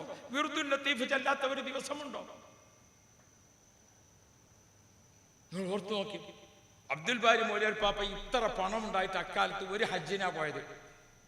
ആളുകളൊക്കെ കൂടിയിട്ട് ഉപ്പാപ്പ ഹജ്ജിന് പോകണമെങ്കിൽ 2ാമത്തെ ഒരു ഹജ്ജിന് പോകല്ലേ, ഞങ്ങളൊക്കെ കൂടെ വരാറിനോ പറഞ്ഞു. ഇന്റെ ദർസ് മുടങ്ങിപ്പോകും, അതുകൊണ്ട് ഇന്റെ ഫറളായ ഹജ്ജ് കഴിഞ്ഞിരിക്കണേ. എനിക്ക് സുന്നത്തായ ഹജ്ജിന് പോകുന്നതിനേക്കാൾ വലുത് ഏതാണ്? ദർസ് നടത്തലാണ് എന്ന് പറഞ്ഞുകൊണ്ട് ബഹുമാനപ്പെട്ടവർ ദർസിന് നിൽക്കുക ചെയ്തത്. അതാണ് താജുൽ ഉലമക്ക്. താജുൽ ഉലമക്ക് ഇങ്ങനെ ദർസ് അവരൊക്കെ തന്ന സ്വലാത്തും ദിക്റും ഒക്കെ ഇവിടെ ഉണ്ടായിട്ട് പിന്നെ ഞാൻ എവിടേക്കാണോ ഷെയ്ഖിനെ തെരഞ്ഞു പോണത്? ഇപ്പൊ നമ്മളൊപ്പം ജീവിച്ചിരിപ്പുള്ള സമസ്തയുടെ അധ്യക്ഷ കസേരയിൽ ഇരിക്കുന്ന 8ാമത്തെ പ്രസിഡന്റ് റഈസുൽ ഉലമ സുലൈമാൻ ഉസ്താദ്, ദീർഘായുസ് കൊടുക്കണേ അല്ലാ, ആഫിയത്ത് കൊടുക്കണേ അല്ലാ. ആഴ്ചയിൽ മുഴുവൻ ദിവസം ദർസ് നടത്തുന്ന മുദരിസാണ്. ബാക്കി മുദരിസമാരൊക്കെ വ്യാഴാഴ്ച ഉച്ച കഴിഞ്ഞാൽ വീട്ടിലേക്കോ മറ്റോ പോകും. സുലൈമാൻ ഉസ്താദ് വ്യാഴാഴ്ച ഉച്ച വരെ യഹ്യാഉ സുന്നിയിൽ ദർസ് നടത്തിയിട്ട് പോണത് കുണ്ടൂരിക്കാണ്. കുണ്ടൂർ ഉസ്താദിന്റെ അവിടെ അസർ നിസ്കരിച്ചിട്ട് മഗ്‌രിബ് വരെ വലിയ ഉസ്താദുമാർക്ക് ബുഖാരി ദർസുണ്ട്. വെള്ളിയാഴ്ച രാവിലെ എല്ലാവർക്കും ഒഴിവാണ് ഉസ്താദുമാർക്ക്. അതേസമയത്ത് റഈസുൽ ഉലമയുടെ വീട്ടിൽ വെള്ളിയാഴ്ച രാവിലെ 7:30 വരും പ്രധാന മുദരിസുമാർ. എന്തിന്? ഹിക്മ ഓതുക, അതുപോലത്തെ പല കിതാബുകളും തബറുക്കൻ ഓതിയിട്ട്. അങ്ങനത്തെ മുദരിസ. ആ മുദരിസായ ബഹുമാനപ്പെട്ട സുലൈമാൻ ഉസ്താദ് ചെറിയ പ്രായത്തിൽ ഉമ്മാൻ്റെ അടുത്ത് ഖുർആൻ കേട്ടത് മുതൽക്ക് കേൾക്കാത്തൊരു ദിവസമുണ്ടോ, ഓതാത്തൊരു ദിവസമുണ്ടോ? ഒരു കറാഹത്ത് സംഭവിക്കാതെ ജീവിക്കുന്ന മഹാൻ അവരുണ്ട് നമ്മളൊപ്പം. ബഹുമാനപ്പെട്ട സുൽത്താൻ ഉലമ കാന്തപുരം ഉസ്താദ് ലോക പണ്ഡിത വേദിയിൽ അറബി അനറബി വ്യത്യാസമില്ലാതെ 100 രാഷ്ട്രങ്ങളിലെ പണ്ഡിതന്മാർ ഒരുമിച്ച് കൂടിയ വേദിയിൽ എല്ലാവരും ബഹുമാനിക്കുന്ന, എല്ലാവരും ആദരിക്കുന്ന, എല്ലാവരും സ്നേഹിക്കുന്ന ലോക പണ്ഡിതന്മാരുടെ കൂടത്തെ തലയെടുപ്പുള്ള നേതൃത്വമാരാ സുൽത്താനുൽ ഉലമ. അള്ളാഹുവെ ദീർഘായുസ് കൊടുക്കണേ അല്ലാ. പിന്നെ എവിടുക്കങ്ങൾ ഈ ഷെയ്ഖിനെയും തെരഞ്ഞെടുക്കണത്? ഒരു കൂട്ടം ആളുകൾ ഒരേ ലക്ഷ്യത്തിന് വേണ്ടി ഒരുമിച്ച് മുന്നേറുക. അതിൻ്റെ പേരാണ് സംഘടന, അതിൻ്റെ പേരാണ് ഒരു കൂട്ടം. നമ്മൾ ആരെ കൂട്ടത്തിലാണ് കൂടുന്നത്? ബഹുമാനപ്പെട്ട താജുൽ ഉലമന്റെ ഒപ്പാണ് നേരത്തെ. ഇപ്പാ ഒപ്പ് സുലൈമാൻ ഉസ്താദ്, ഇപ്പാ ഒപ്പ് ആര്? AP ഉസ്താദ്. അവർ 2 പേരും ഒപ്പിട്ട ബഹുമാനപ്പെട്ട അഹ്ലു ബൈത്തിൽ ഇപ്പൊ ജീവിച്ചിരിപ്പുള്ള കാരണവന്മാരും ഒരു പ്രധാനിയായ ആരും ബഹുമാനപ്പെട്ട അലി ബാഫക്ക് തങ്ങൾ 3 ആളും ഒപ്പിട്ടിരിക്കുന്ന ഒരു കടലാസ് ഒരു മെമ്പർഷിപ്പ് നമ്മളൊക്കെ കയ്യിൽ ഉണ്ട്, അത് പുതുക്കിക്കൊണ്ടിരിക്കുകയാണ് ഇപ്പം അല്ലേ? എന്താ ഈ മെമ്പർഷിപ്പ് എന്ന് പറഞ്ഞാൽ നിങ്ങൾ മനസ്സിലാക്കിയത്? നമ്മളെ വീട്ടിലൊരു മോളുണ്ട്, +2 കഴിഞ്ഞതാണ്. ഇപ്പോൾ +2 കഴിഞ്ഞ മോള് ചിലപ്പോൾ ജ്യേഷ്ഠത്തിൻ്റെ അവിടെ വിരുന്നു പോകും, ചിലപ്പോൾ അമ്മായിൻ്റെ അവിടെ വിരുന്നു പോകും, ചിലപ്പോൾ അളയമാൻ്റെ അവിടെ പോകും. ഓളിങ്ങനെ അങ്ങോട്ടും ഇങ്ങോട്ടും ചാടിയും കളിച്ചും ചിരിച്ചും വെച്ചൊക്കെ ചിലപ്പോൾ കുട്ടികളൊക്കെ പാടെ കൂടിയിട്ട് ഒരു പഠിക്കാൻ വേണ്ടി നിൽക്കും. അങ്ങനത്തെ സമയത്ത് എന്ത് ചെയ്തു, ഒരു പുതിയാപ്പള വന്നു, പെൺകുട്ടിനെ കണ്ടു, ഓനിക്കും ഇഷ്ടപ്പെട്ടു, ഓൾക്കും ഇഷ്ടപ്പെട്ടു, കുടുംബത്തിനും ഇഷ്ടപ്പെട്ടു. അല്ലാഹ്, അടുത്ത വെള്ളിയാഴ്ച നിക്കാഹ്, അടുത്ത വെള്ളിയാഴ്ച നിക്കാഹ്. ആ നിക്കാഹ് എങ്ങനെയാണ്? ആലിമ്യങ്ങളൊക്കെ കൂടി എന്താ നിക്കാഹ്? സവ്വജത്തുക, സവ്വജത്തുക, അതെല്ലാവർക്കും കാണാതെ കിട്ടും. അത്ര താല്പര്യത്തിൽ പഠിച്ചതല്ലേ, അതുകൊണ്ടായി. ശ്രദ്ധിച്ച് കേട്ട ഒരു വാക്ക് നമ്മളെ ജീവിതത്തിൽ ഏതാ നോക്കിയാൽ വേറൊരു ചെറുതി മാറാതെ കേട്ടത് ഏതാ? സവ്വജത്തുക. അതാ ഇപ്പൊ നിങ്ങൾക്കൊക്കെ പൂരിപ്പിക്കാൻ കിട്ടുന്നുണ്ടല്ലോ, അത് ഖൈർ തന്നെയാണ്, അൽഹംദുലില്ലാ. അപ്പോൾ ആ സവ്വജത്തുക അങ്കഹത്തുക ചൊല്ലിയിട്ട് ആ പെൺകുട്ടിൻ്റെ കഴുത്തിൽ ഒരു മഹർ മാല ഇങ്ങനെ ഇട്ട് കൊടുത്താൽ ആ പെൺകുട്ടിക്ക് സ്വയം ഒരുപാട് ബോധമായി. ഇനി ജ്യേഷ്ഠത്തിൻ്റെ പരിയിൽ പോകണമെങ്കിൽ, ഇനി അമ്മായിൻ്റെ പരിയിൽ പോകണമെങ്കിൽ, ഇനി അളാമാൻ്റെ പരിയിൽ പോകണമെങ്കിൽ, ഇനി വഅദിന് പോകണമെങ്കിൽ പറ്റോ പറ്റൂലേ? പറ്റും, പക്ഷെ ഒന്ന് ചോദിക്കണം, പറ്റും പക്ഷെ ഒന്ന് ആലോചിക്കണം, പറ്റും പക്ഷെ ഒന്ന് സമ്മതെടുക്കണം. ആണോ അല്ലേ? നമ്മുടെ മഹല്ലത്തിൽ 10 അത് 2 മറ്റത് ഇതൊക്കെ കഴിച്ചിട്ട് അവിടുത്തെ 90% ജനങ്ങളും പഴയകാല മുസ്ലിങ്ങളാണ്. അതുകൊണ്ട് ആ മുസ്ലിങ്ങൾക്ക് മുഴുവനും നമ്മളൊരു മഹറുമാല കൊടുക്കുക. അതിൻ്റെ പേരാണ് സംഘടനയിൽ മെമ്പർഷിപ്പ്. ആ പെൺകുട്ടിൻ്റെ കഴുത്തിലിട്ട മഹറുമാല അവൾക്ക് എത്ര വലിയ ഉത്തരവാദിത്തം വാങ്ങിക്കൊടുക്കുന്നോ, ബഹുമാനപ്പെട്ട താജുലുലമയുടെയും ബഹുമാനപ്പെട്ട ഈസുലുലമയുടെയും സുൽത്താനുലമയുടെയും ഒക്കെ ഒപ്പിട്ടിരിക്കുന്ന ഒരു മെമ്പർഷിപ്പ് കൊടുക്കുക എന്ന് പറഞ്ഞാൽ അതൊരു മഹറുമാലയാണ്. നമ്മുടെ മഹല്ലത്തുള്ള സുന്നത്ത് ജമാഅത്തിൻ്റെ മുസ്ലിമീങ്ങൾക്ക് ഞാൻ ഇനി അതിലേക്ക് പോകാൻ പറ്റൂല, ഞാൻ ഇതിലേക്ക് പോകാൻ പറ്റൂല, ഞാൻ മറ്റേക്ക് പോകാൻ പറ്റൂല, എൻ്റെ കുട്ടിനെ അങ്ങോട്ട് കെട്ടിക്കാൻ പറ്റൂല, എൻ്റെ മോൾക്ക് ആ പുതിയാപ്പള പറ്റൂല, ഒരുപാട് കാര്യങ്ങളിൽ എനിക്ക് ആ ഹറാമിന് പോകാൻ പറ്റൂല. ആ മഹറുമാല കഴുത്തിലിട്ട പെൺകുട്ടിക്ക് ഉത്തരവാദിത്തം വന്നതിനേക്കാൾ വലിയ ഒരു ഈമാനിക ഉത്തരവാദിത്തം നമ്മുടെ മഹല്ലത്തിലെ ജനങ്ങൾക്ക് വാങ്ങിക്കൊടുക്കുന്ന ഒരു ഉത്തരവാദിത്ത സാധനത്തിൻ്റെ പേരാണ് മഹറുമാല. അതാണ് ഈ മെമ്പർഷിപ്പ്. അത് എല്ലാവർക്കും കൊടുക്കാം. അല്ലാഹു തൗഫീഖ് ചെയ്യട്ടെ. കൊടുത്തങ്ങളൊക്കെ നമ്മളെ കയ്യിലൊക്കെ ഒരു ലിസ്റ്റ് ഉണ്ട്. അതേതാണെന്നറിയാം? എടുക്കേണ്ട ആൾക്കാരെ ലിസ്റ്റല്ല, ഒഴിവാക്കേണ്ട ആളെ ലിസ്റ്റ്. ഓനിക്ക് കൊടുക്കാൻ പറ്റുമോ? പറ്റൂല. ഇവനിക്ക് കൊടുക്കാൻ പറ്റുമോ? പറ്റൂല. മറ്റവനിക്ക് കൊടുക്കാൻ പറ്റാത്ത ആളെ ലിസ്റ്റൊക്കെ ഒന്ന് കീറിയിടുക. എന്നിട്ട് ഒരു മെമ്പർഷിപ്പ് എന്ന് പറഞ്ഞാൽ ഒരു അനുഭാവിയാണ്. അയാൾ ജനറൽ ബോഡിയിൽ വന്നു. ജനറൽ ബോഡിയിൽ നിന്ന് അയാളിങ്ങനെ ഒപ്പം കൊണ്ട് നടന്നിട്ട് എക്സിക്യൂട്ടീവ്ക്ക് എത്തി. എക്സിക്യൂട്ടീവിൽ നിന്ന് അയാളെ ആക്റ്റീവ് ആക്കിയിട്ട് അങ്ങനെ അയാളെയും കൂടി സുന്നത്ത് ജമാഅത്തിൽ ഉറപ്പിച്ച് നിർത്തുക. ഇപ്പോൾ ഒരു നല്ല അവസരമുണ്ട്. എന്താ അവസരം? സുന്നത്ത് ജമാഅത്തിൻ്റെ ആളുകളെ കൂട്ടത്തിൽ അപ്പുറത്തെ ചേരിയിലുണ്ടായിരുന്ന ആളുകൾ അൽഹംദുലില്ലാ ചേരിയില്ലാതിരിക്കൂലല്ലോ അല്ലേ? നമ്മൾ അവരെ പരാമർശിക്കുന്നുമില്ല. നമ്മളെന്താണ് ഓർമ്മപ്പെടുത്തുന്നത്? നമ്മളെ കാസർകോട്ട് നിന്ന് നേരത്തെ തുടങ്ങി നമ്മൾ അല്ലേ? മുമ്പ് നമ്മൾ തുടങ്ങിയത് എവിടുന്ന? നമ്മൾ ചട്ടഞ്ചാലിൽ നിന്നല്ലേ പ്രഖ്യാപിച്ചത്? ചട്ടംചാൽ മനസ്സിലാക്കി? അതെൻ്റെ റൂട്ടിലാണ് നമ്മളത്. ചട്ടംചാൽ എന്ന് പറഞ്ഞാൽ തന്നെ ഏതാണ്? അതെൻ്റെ ചട്ടത്തിൽ ചാലിൽ കൂടെ ഇങ്ങനെയാണ് വരികയാണ് നമ്മൾ. ആ പോക്ക് എവിടെത്തും? ആ പോക്ക് ഇൻഷാ അല്ലാഹ് നമ്മൾ തിരുവനന്തപുരത്ത് പോയിട്ട് തല ഉയർത്തി നിൽക്കും. അല്ലാഹു തൗഫീഖ് നൽകട്ടെ. മറ്റേ തിരുവനന്തപുരത്ത് നിന്ന് ഇങ്ങോട്ട് പോരുന്നുണ്ടല്ലോ, അത് കാസർഗോഡ് വന്നിട്ട് കുനിഞ്ഞു നിൽക്കും. അതുകൊണ്ട് നമ്മളത് കുനിയാനുള്ളതല്ല, നമ്മളത് നിവരാനുള്ളതാണ്. അല്ലാഹു തൗഫീഖ് തരട്ടെ. നിങ്ങൾക്ക് മനസ്സിലായ എനിക്ക് സംഗതി? അറിഞ്ഞാൽ മതി, മനസ്സിലായോ? അവിടെ നിന്ന് ഇങ്ങോട്ട് പുറപ്പെട്ടിട്ട് ഇവിടെ വന്നിട്ട് കുനിയാണ് അത്ര. നമ്മളത് ഇവിടുന്നാണ് പുറപ്പെട്ടിട്ട് അവിടെ നിവർന്ന് നിൽക്കാനാണ് പോണത്. അല്ലാഹു തൗഫീഖ് തരട്ടെ. അപ്പം ഞാൻ ഓർമ്മപ്പെടുത്തുന്നത് നമ്മുടെ പ്രവർത്തകന്മാർ ഇൻഷാ അല്ലാഹ് നമ്മൾ ഇവിടെ തുടങ്ങിയിട്ട് എവിടെയും നമ്മൾ കുനിഞ്ഞിട്ടില്ല, നമ്മൾ തല ഉയർത്തി നിൽക്കുകയാണ്. ഒരു കാര്യത്തിൽ വേണം, അഹ്ലു സുന്നത്ത് വൽ ജമാഅത്ത് ഒരു ഖുത്ബിയത്ത് ചൊല്ലുകയാണെങ്കിൽ ഹക്കാണെന്ന് മനസ്സിലാക്കിയിട്ടും മുഹീദ്ദീൻ ഷേഖ് തങ്ങളെ കറാമത്ത് മനസ്സിലാക്കിയിട്ടും ചെല്ലണം. അല്ലെങ്കിൽ ചെല്ലാതിരിക്കുകയാണ് നല്ലത്. കുരുത്തക്കേട് വാങ്ങരുത്. ഒരു സംഗതി ചെയ്യണത് അള്ളാഹുവിൻ്റെ റസൂൽ ഒരു വാക്ക് പറഞ്ഞിട്ടുണ്ട്, കുറച്ച് ഇബാദത്ത് ചെയ്യണത് കൃത്യമായി ചെയ്യാം. വൈൻ കല്ല അതെത്ര ചെറുതാണെങ്കിൽ ഒരു കുൽഹു അല്ലാഹുവെ ഓതുന്നുള്ളൂ. എന്നാൽ കുൽഹു അല്ലാഹുവിൻ്റെ ബഹുമാനം, അതിൻ്റെ മഹത്വം, അതിൻ്റെ ശ്രേഷ്ഠത, അതിൻ്റെ ആധികാരികത, അത് ഒന്ന് ഓതിയ 10 ജുസിന്റെ പ്രതിഫലമുണ്ട് എന്ന മഹത്വം, ഇതൊക്കെ മനസ്സിലാക്കി ഒരു കുൽഹു അല്ലാഹു ഓതുക, അത് വല്ലാത്ത ശ്രേഷ്ഠത ഉള്ളതാണ്. ഇത് മനസ്സിലാക്കാതെ ഖത്തം മുഴുവൻ ഓതിയിട്ടും എന്തില്ല, അതിനൊന്നും കിട്ടാനില്ല. അതുകൊണ്ട് സുന്നത്ത് ജമാഅത്തിന് നമ്മുടെ ആശയത്തിലും നമ്മുടെ സംഘടനയിലും നമ്മുടെ നേതൃത്വത്തിലും നമുക്കൊരിക്കലും ഒരു ശങ്ക ഉണ്ടാകേണ്ട ആവശ്യമില്ല. നമ്മൾ വല്ലാത്ത മുന്നേറ്റത്തിലാണ്, അൽഹംദുലില്ലാഹ്. അപ്പൊ നമ്മൾ 100ാം വാർഷികത്തിലേക്ക് ഇങ്ങോട്ട് എത്തുമ്പോൾ സമസ്തയുടെ ആദ്യകാല അധ്യക്ഷൻ, ഒന്നാമത്തെ പ്രസിഡന്റ് വരക്കൽ തങ്ങൾ, 2 പാങ്ങിൽ, 3ാമത്തെ മൗലവി പാപ്പ, ഞാൻ ഇപ്പോൾ ഓർമ്മപ്പെടുത്തിയ ആ മൗലവി പാപ്പ എന്തൊക്കെ വിപ്ലവം ഉണ്ടാക്കി. ദർസും അറബിക് കോളേജും മാത്രമല്ല, ബഹുമാനപ്പെട്ടവർ 1951 വാളക്കുളത്ത് വെച്ച് സമ്മേളനം ചേർന്നു. MA ഉസ്താദിന്റെ പ്രധാനപ്പെട്ട അംഗമാണ്.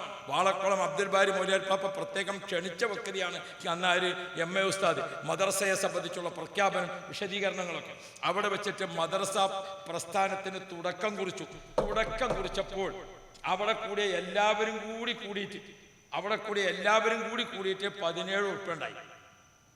എല്ലാവരും കൂടി കൂടിയപ്പോൾ എത്ര ഉറുപ്പ്യ? 17 ഉറുപ്പ്യ. വാളക്കുളം അബ്ദുൽ ബാരി മൗലവി പാപ്പ മാത്രം എത്ര കൊടുത്തു? 25,000 കൊടുത്തു. അങ്ങനെയാണ് പശ്ചില മദ്രസ അവിടെ തുടങ്ങുന്നത്. വിദ്യാഭ്യാസ ബോർഡിന് വേണ്ടിയിട്ട് ബഹുമാനപ്പെട്ട മൗലവി പാപ്പ കൊയിലാണ്ടിയിൽ വഅദ് വെച്ചു.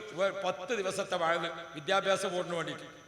നമ്മൾ വിദ്യാഭ്യാസ ബോർഡ് ബഹുമാനപ്പെട്ട തങ്ങളിതായിരിക്കണം, സയ്യിദന്മാരിതായിരിക്കണം, നിങ്ങൾ ചോദിച്ചു നോക്കി.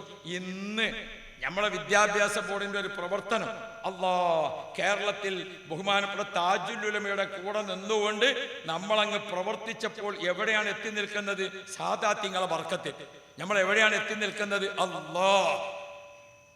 സുന്നി വിദ്യാഭ്യാസ ബോർഡിന് ഇന്ത്യ മഹാരാജ്യത്ത് 23 സംസ്ഥാനങ്ങളിൽ നമുക്ക് കേന്ദ്ര ഓഫീസുണ്ട്. കേന്ദ്ര ഓഫീസ് 23 സംസ്ഥാനങ്ങൾ. അഹമ്മദാബാദിലുണ്ട്, ഡൽഹിയിലുണ്ട്, അതേ ഹൈദരാബാദിലുണ്ട്, ചെന്നൈയിലുണ്ട്, വിശാഖപട്ടണത്തുണ്ട്, ബോംബെയിലുണ്ട്, ബാംഗ്ലൂരിലുണ്ട്. അവിടെ ഒക്കെ നമുക്കുണ്ട്. അൽഹംദുലില്ലാഹ്. നമ്മുടെ മദ്രസകൾ എത്രയായി? 11,156 മദ്രസകൾ ഇപ്പം നമ്മുടെ സുന്നി വിദ്യാഭ്യാസ ബോർഡിന് മാത്രമായിട്ടുണ്ട്. അപ്പുറത്തെ മദ്രസ ഉണ്ടാകും, അത് നമ്മളത് ഓലതും കൂടിയാണ്. കേസ് വിധി വരുമ്പോൾ നമുക്ക് അപ്പം അവകാശം ചോദിക്കാൻ പോകാം. ഇതിൽ ഒരാൾക്കും അവകാശം ചോദിക്കാൻ വരാനില്ല, അത് നമ്മളത് മാത്രമാണ്. ഇന്ന് രാവിലെ സുബഹി നിസ്കരിച്ച ശേഷം നമ്മളെ മദ്രസയിൽ എത്ര കുട്ടികൾ ഫാത്തിഹ ഓതി എന്നറിയോ? അതിൽ കുട്ടികൾ ഓതി 5,51,800 കുട്ടികൾ നമ്മുടെ മദ്രസയിൽ ഇപ്പൊ പഠിക്കുന്നുണ്ട്. ഇന്ന് രാവിലെ 5,51,800 കുട്ടികൾ സുന്നി വിദ്യാഭ്യാസ ബോർഡിന്റെ മദ്രസയിൽ ഇന്ന് രാവിലെ ഫാത്തിഹ ഓതി. 35,000 മുഅല്ലിമീങ്ങൾ നമുക്കുണ്ട്. അത് SIR പൂരിപ്പിച്ചതല്ല, MSR പൂരിപ്പിച്ചതാണ്. അല്ലാഹു തആല ഖൈർ നൽകുമാറാവട്ടെ. അപ്പോ 35,000 മുഅല്ലിമീങ്ങൾ നമ്മുടേതായി മാത്രമുണ്ട്. 100 മുഫത്തിഷുമാർ മദ്രസകളിൽ ഇൻസ്പെക്ടർമാരായിട്ടുണ്ട്. മാറി മാറി വരുന്ന പാഠപുസ്തകം നമ്മുടേത് അറബി പാഠപുസ്തകം, അറബി മലയാളം, തമിഴ്, അറബി തമിഴ്, ഇംഗ്ലീഷ്, ഉറുദു, ഹിന്ദി, ആസാമി, ഇങ്ങനെ അങ്ങോട്ട് തുടങ്ങിയിട്ട് 11 ഭാഷകളിൽ നമുക്ക് പാഠപുസ്തകമുണ്ട്. ആ പാഠപുസ്തകങ്ങളൊക്കെ മാറി മാറി വരുമ്പോൾ അതെങ്ങനെ ക്ലാസ് എടുക്കണമെന്ന് പറയുന്ന ട്രെയിനിങ് കൊടുക്കുന്നതിന് വേണ്ടി ട്രെയിനിങ് ടീച്ചേഴ്സായിട്ട് 20 ട്രെയിനർമാർ പ്രത്യേകം നമ്മുടെ വിദ്യാഭ്യാസ ബോർഡിനുണ്ട്. നമ്മൾ മനസ്സിലാക്കണം, നമ്മുടെ പ്രസ്ഥാനത്തിന്റെ വളർച്ചയെക്കുറിച്ച് അറിയണം. അത് കുട്ടികൾ, വലിയ ആളുകൾ, വലിയ പണ്ഡിതന്മാരെ വാർത്തെടുക്കുന്ന, ഇവിടെ നിങ്ങോട്ട് എണ്ണിയാൽ അല്ലാഹു റബ്ബി, നമുക്കിപ്പോൾ വേഗത്തിൽ മുഹിമ്മാത്ത്, സഅദിയ, ഇങ്ങനെ അങ്ങോട്ട് തുടങ്ങിയിട്ട് നമ്മുടെ സിറാജുലുദയും മർക്കസും മഅദനും നിലമ്പൂരും മജ്മഉം അങ്ങനെയാണ് പോയി തിരുവനന്തപുരം എത്തുമ്പോഴേക്കും നമ്മുടെ ദഅവ കോളേജുകൾ, ജാമിഅത്തുൽ ഹിന്ദ് എന്ന ഒരൊറ്റ ബോർഡിന് കീഴിൽ 300 വലിയ കോളേജുകളിലായി 20,000 ഉസ്താദുമാർ, 20,000 വലിയ പണ്ഡിതന്മാർ ഇപ്പൊ പഠിക്കുന്നുണ്ട്. കഴിഞ്ഞ ആഴ്ച സിറാജുദ്ദീനിൽ ചേർന്ന സനദ് ദാനത്തിൽ ഹാദി ബിരുദധാരികളായ 1000 പണ്ഡിതന്മാരെ ചേർത്തുകൊണ്ട് ലോക ഇസ്ലാമിക പണ്ഡിതന്മാർ നമ്മുടെ കേരളത്തിൽ വന്നു. അൽ അസ്ഹർ യൂണിവേഴ്സിറ്റി അടക്കമുള്ള ലോകത്തെ ഏറ്റവും വലിയ യൂണിവേഴ്സിറ്റികളെ, ഇസ്ലാമിക് യൂണിവേഴ്സിറ്റികളെ കോർത്തിണക്കുന്ന ആ യൂണിവേഴ്സിറ്റികളെ കൂട്ടായ്മയിൽ റാബിത്തത്തുൽ ജാമിഅയിൽ നമ്മുടെ ജാമിഅയെ രജിസ്റ്റർ ചെയ്തുകൊണ്ട് നമ്മുടെ കേരളത്തിൽ നിന്ന് പഠിക്കുന്ന കുട്ടികൾക്ക് ലോകത്തിന്റെ ഏതെല്ലാം ഭാഗങ്ങളിൽ ഇസ്ലാമിക് യൂണിവേഴ്സിറ്റി ഉണ്ടോ അവിടെയൊക്കെ പോയിട്ട് പഠിക്കാൻ സൗകര്യം ചെയ്യുന്ന പേപ്പറിൽ ഒപ്പുവെച്ച് ടൈപ്പ് ചെയ്തു കഴിഞ്ഞു. നമ്മൾ നമ്മെപ്പറ്റി അറിയണം, നമ്മുടെ പ്രസ്ഥാനത്തെ പറ്റി അറിയണം. ഇതൊക്കെയുള്ള നമ്മൾ പിന്നെ നാട്ടിലൊരു മെമ്പർഷിപ്പ് ചേർക്കാൻ പോണോ പോണ്ടേ? പോയാൽ തന്നെ എന്താ പോലോട് പറയാ, എന്താ പറയാനുള്ളത്, എന്തെങ്കിലും ആലോചിച്ച് നിൽക്കുന്നത്? എത്ര മെമ്പർഷിപ്പായി നിങ്ങളവിടെ? ഇത് ആലോചിച്ച് നിൽക്കേണ്ട സമയമല്ല.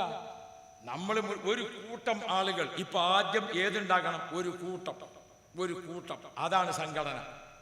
ആ ഒരു കൂട്ടം യദുല്ലാഹി അലൽ ജമാഅ, സംഘശക്തിക്കാണ് ബലം. അല്ലാഹു റസൂൽ ഓർമ്മപ്പെടുത്തുന്നത് എന്താ? അൽ മുഅ്മിനുൽ ഖവിയ്യു ഖൈറുൻ വഅഹബ്ബു ഇലല്ലാഹ്. ഈമാനികമായ ഖുവ്വത്ത്, ശാരീരികമായ ഖുവ്വത്ത് അല്ലാഹു നമുക്ക് രണ്ടും തരട്ടെ. ഞാനിങ്ങനെ അത്ഭുതപ്പെടുകയാണ് ബഹുമാനപ്പെട്ട തങ്ങൾ പാപ്പാന്റെ ഇരുത്തം കണ്ടിട്ട്. നേരത്തെ ഞാൻ സൗദിയിലെത്തിയപ്പോൾ പറഞ്ഞു, പാപ്പ ഒരു 9 മണിക്ക് തന്നെ വന്നിട്ടുണ്ട്. 9 മണിക്ക് വന്നു, അവിടെ മീറ്റിംഗ്. അത് കഴിഞ്ഞ് സൗദിയാണ് മീറ്റിംഗ്. അത് കഴിഞ്ഞിട്ട് ഉച്ചക്ക് ഭക്ഷണം കഴിച്ചിട്ട് അല്പം ഒന്ന് വിശ്രമിച്ചാൽ ഒരു ആശ്വാസം കിട്ടും. അതിന് നിൽക്കാതെ ഇങ്ങോട്ട് മീറ്റിംഗ്. ഇപ്പൊ ഇവിടെ വന്നിട്ട് ഈ കുട്ടികളായ എന്നെപ്പോലുള്ള ആളുകളൊക്കെ നമ്മളൊക്കെ ഇവിടെ ചേരുമ്പോൾ നമുക്കൊരു ആവേശത്തിന്, നമുക്കൊരു വലിയ ഒരു പ്രചോദനത്തിന് ഇരിക്കുക. അള്ളാഹു നീ ആഫിയത്ത് കൊടുക്കണേ അല്ലാ, നീ സിഹത്ത് കൊടുക്കണേ അല്ലാ.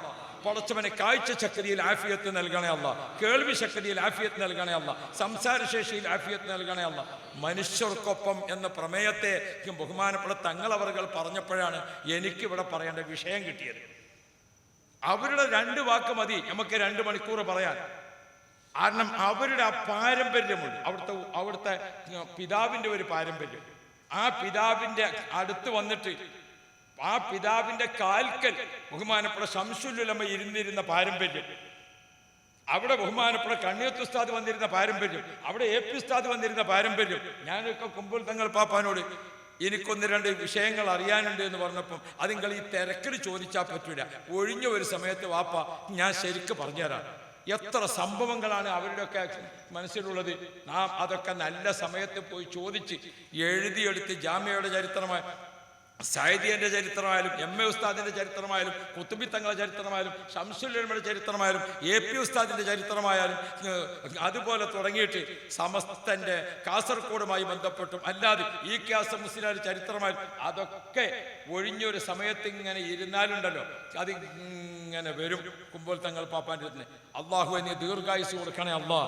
അവരൊക്കെ നമ്മുടെ നേതൃത്വത്തിലുണ്ട്. അതുകൊണ്ട് പ്രിയപ്പെട്ടവരെ നാം ഓർമ്മിക്കണം, അടുത്ത ദിവസം വഫാത്തായി കട്ടിപ്പാറ ഉസ്താദ്, അള്ളാഹു ദർജ ഏറ്റി കൊടുക്കട്ടെ. ഒരാൾ പോകുമ്പോൾ പകരക്കാരനില്ലാത്ത ഒരവസ്ഥയിലാണ് നമ്മൾ നിൽക്കുന്നത്. പ്രവർത്തകരെ ഇവരൊക്കെ ഇന്ന് നമ്മോടൊപ്പമുണ്ട്. നമ്മുടെ യൂണിറ്റിൽ, നമ്മുടെ മഹല്ലത്തിൽ സുന്നിയായ ഒരു മുസ്ലിമിന് മെമ്പർഷിപ്പ് കിട്ടാത്തത് ഉണ്ടാകാൻ പാടില്ല. നല്ല സമയമാണിപ്പോൾ. പലയിന്നും മുജാഹിദ് പല ഗ്രൂപ്പായി, അന്ന് മുജാഹിദ് ഗ്രൂപ്പായി പിളർന്നപ്പോൾ മാന്യന്മാർക്കൊക്കെ മുജാഹിദും മടുത്തു. പക്ഷെ അവരെ ഞമ്മക്കന്ന് പിടിക്കാൻ പറ്റൂല. എന്തുകൊണ്ട്? അഖീദ പേച്ചോല. ഓരൊക്കെ പിടിച്ചത് പിന്നെ തബ്ലീഗാരാണ്. ഇപ്പൊ സുന്നത്ത് ജമാഅത്തിന്റെ അപ്പുറത്ത് നിൽക്കുന്നവരുടെ ഇടയിൽ പല വിഷയങ്ങളുണ്ട്. ഇതിനൊക്കെ അതിൽ ചിലതിനൊക്കെ മെമ്പർഷിപ്പിന് കൊടുത്തിട്ട് ഒപ്പം നിർത്താൻ പറ്റിയ ടൈമാണ്. ഇപ്പം നിങ്ങൾ ഉത്സാഹിക്കണം നല്ല പോലെ. അള്ളാഹു തൗഫീഖ് തരട്ടെ. ഒരു മെമ്പർഷിപ്പാണ് കൊടുത്തെന്ന് വിചാരിച്ചിട്ട് ഇവിടെ ഒന്നും വരാനൊന്നുമില്ല. ഇൻഷാ അല്ലാഹ് അവർക്ക് മെമ്പർഷിപ്പാണ് കൊടുക്കുമ്പോഴേക്ക് ഓരിങ്ങനെ കൂടെ നിർത്തുക, അടുത്ത സ്റ്റെപ്പ് അങ്ങനെ ഇൻഷാ അല്ലാഹ് ഒരു കൂട്ടം ആളുകൾ ഒരേ ലക്ഷ്യം അഹ്ലുസുന്ന വൽ ജമാഅ ഇൻഷാ അല്ലാഹ്. നമ്മുടെ കേരള യാത്രയുടെ മുമ്പ് ഏതുണ്ട്? ജില്ലാ യാത്രയുണ്ട്. ഡേറ്റ് തീരുമാനിച്ചോ? 25, 26, 27 3 ദിവസം ജില്ലാ യാത്ര നടത്തുമ്പോൾ ഒരു പ്രത്യേകതയുണ്ട്. കഴിഞ്ഞ 2 കേരള യാത്ര നടത്തുമ്പോൾ കേരളത്തിൽ 140 സ്ഥലത്താണ് സ്വീകരണം. അപ്പൊ നമുക്ക് ഇഷ്ടം പോലെ സാംസ്കാരിക നായകർ മറ്റുള്ളവരൊക്കെ പങ്കെടുപ്പിക്കാൻ അവസരം ഉണ്ടായിരുന്നു. ഈ കേരള യാത്രക്ക് ഒരു ജില്ലയിൽ ഒരു സ്വീകരണമാണ്.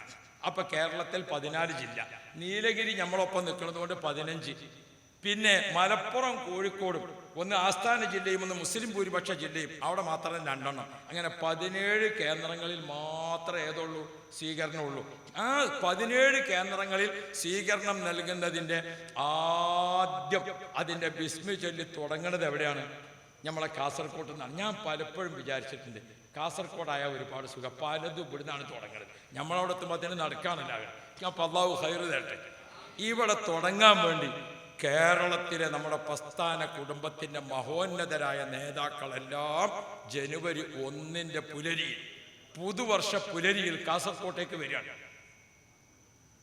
അപ്പൊ കാസർഗോഡ് നമ്മുടെ തുടക്കം എല്ലാ ചാനലുകളും, എല്ലാ വാർത്തകളും, എല്ലാ പത്രക്കാരും, ലോക മീഡിയകൾ നമ്മുടെ വാർത്തകൾ ശ്രദ്ധിക്കുന്ന ഒരു സമയത്ത് കാസർഗോഡ് തുടക്കം. ആ തുടക്കം എത്ര ഗംഭീരമാക്കാൻ പറ്റും? അതിനാണ് മുമ്പ് ഒരു ജില്ലാ യാത്ര വെച്ചിരിക്കുന്നത്. നാളെ ആരോ പറഞ്ഞു ഉപയാത്ര. ഉപയാത്രയല്ല, ജില്ലന്റെ ഫുൾ യാത്ര തന്നെയാണ്. അപ്പോ ജില്ലാ യാത്രയാണ്. ആ ജില്ലാ യാത്രക്ക് ഓരോ നമ്മുടെ കാസർഗോഡ് 9 അല്ലേ 9 സോൺ, 9 സോൺ കേന്ദ്രങ്ങളിൽ ഒരു സോണിൽ 1, 2, 3 ഒക്കെ ഉണ്ടാവും. ഓരോ സ്ഥലത്ത് ചെല്ലുമ്പോൾ ആ പ്രദേശത്തുള്ള എല്ലാവരും അവിടെ അതൊരു സംഭവമാക്കണം. അതോടൊപ്പം ജില്ലാ യാത്രയാണ് കഴിഞ്ഞാൽ ഉടനെ 25, 26, 27 ഇവിടെ നടക്കുന്നത്. അല്ലേ നമ്മളെ സ്കൂൾ പരീക്ഷ കുറച്ചാണ് മാറ്റിവെച്ചു. 24, 23, 24 തീയതി സ്കൂൾ അടക്കാണ്. അപ്പം നമുക്കൊക്കെ ഒഴിവുണ്ട് ഉദ്യോഗസ്ഥന്മാർക്കൊക്കെ. അപ്പം ആ സമയത്ത് ഇൻഷാ അള്ളാ 24, 25, 26 അതേപോലെ 25, 26, 27, 26, 27, 28 എവിടെ നടക്കാണ്? നമ്മുടെ മലപ്പുറത്ത് നടക്കണം, എല്ലാ സ്ഥലത്തും നടക്കണം. അപ്പം നമ്മുടെ ജില്ലാ യാത്രകൾ കഴിയുന്നതോടുകൂടെ ജനുവരി 1 എവിടെ തുടക്കം? മലപ്പുറത്ത്. കാസർഗോഡ്. അള്ളാ നീ വിജയിപ്പിക്കണേ, അള്ളാ നീ വിജയിപ്പിക്കണേ, അള്ളാ. നിങ്ങളെ ഈ മുഖം, ഈ ആവേശം, ഈ സന്തോഷം കണ്ടാൽ ഉറപ്പാണ് ഇവിടുന്ന് തന്നെയാണ് തുടങ്ങേണ്ടത്. കാരണം ഇതിങ്ങനെ സഭ വലുതായി വലുതായി വലുതായി വലുതായി അങ്ങനെ ആളുകൾ അൽഹംദുലില്ലാഹ് പ്രതിനിധികളെ ഒരു ചെറിയ വിവരം അറിയിച്ചപ്പോൾ തന്നെ അൽഹംദുലില്ലാഹ് തങ്ങൾ പാപ്പയുടെ ഈ ഇരുത്തം ഇതൊക്കെ കണ്ടപ്പോൾ പരിപാടി വിജയിച്ചിരിക്കുന്നുവെന്നാണ് നമുക്ക് പറയാൻ. അള്ളാഹു എന്നെ കബൂലാക്കണേ അള്ളാഹ്. പിന്നെ ഇപ്പോൾ ആൾക്കാർക്ക് ഉണ്ടതിന് ഒരു പ്രശ്നം എന്താണ്? നമ്മളെ പിരിവാണ്. നമുക്ക് യൂണിറ്റിൽ പിരിവ്, സർക്കിളിൽ പിരിവ്, ഇതിങ്ങനെ സ്റ്റേറ്റ് കമ്മിറ്റിയിൽ വിഷയം വന്നു. അങ്ങനെ എന്നാൾ നമ്മൾ മുഷാവറേറ്റ് കൂടി ആലോചിച്ചു. അതിൽ നിങ്ങൾ പറയണം. അപ്പം നമ്മൾ പിരിവ് നിർത്തിവെച്ചു. യൂണിറ്റുകാർ പിരിച്ചണ്ട, സർക്കിൾ എവിടെയും പിരിവ് വേണ്ട. കാരണം അതുകൊണ്ടൊരു ബുദ്ധിമുട്ട് വേണ്ട. അങ്ങനെ ഇപ്പം നമ്മൾ തീരുമാനിച്ചത് എവിടെയും പിരിവില്ല. പിന്നെ എന്താണ്? അള്ളാഹിൻ്റെ ഖുർആൻ പഠിപ്പിച്ച സംഗതിയുണ്ട്, മുത്തുനബി പഠിപ്പിച്ച സംഗതിയുണ്ട്. അത് നിർത്തിവെക്കാൻ സമസ്തക്കല്ല ആർക്കും അധികാരമില്ല. അതുകൊണ്ട് എല്ലാവരും സദക്ക കൊടുക്കുക. ഇപ്പം പിന്നെ നമുക്ക് നിർത്താൻ വേണ്ടി പറ്റും. സദക്ക എല്ലാവരും കൊടുക്കുക. അള്ളാഹു തൗഫീഖ് ചെയ്യട്ടെ. അപ്പം നമ്മൾ വേറെ ഉള്ളതൊക്കെ എന്ന് വെച്ചാൽ സദക്ക കൊടുക്കുക. സദക്ക എങ്ങനെ കൊടുക്കുക?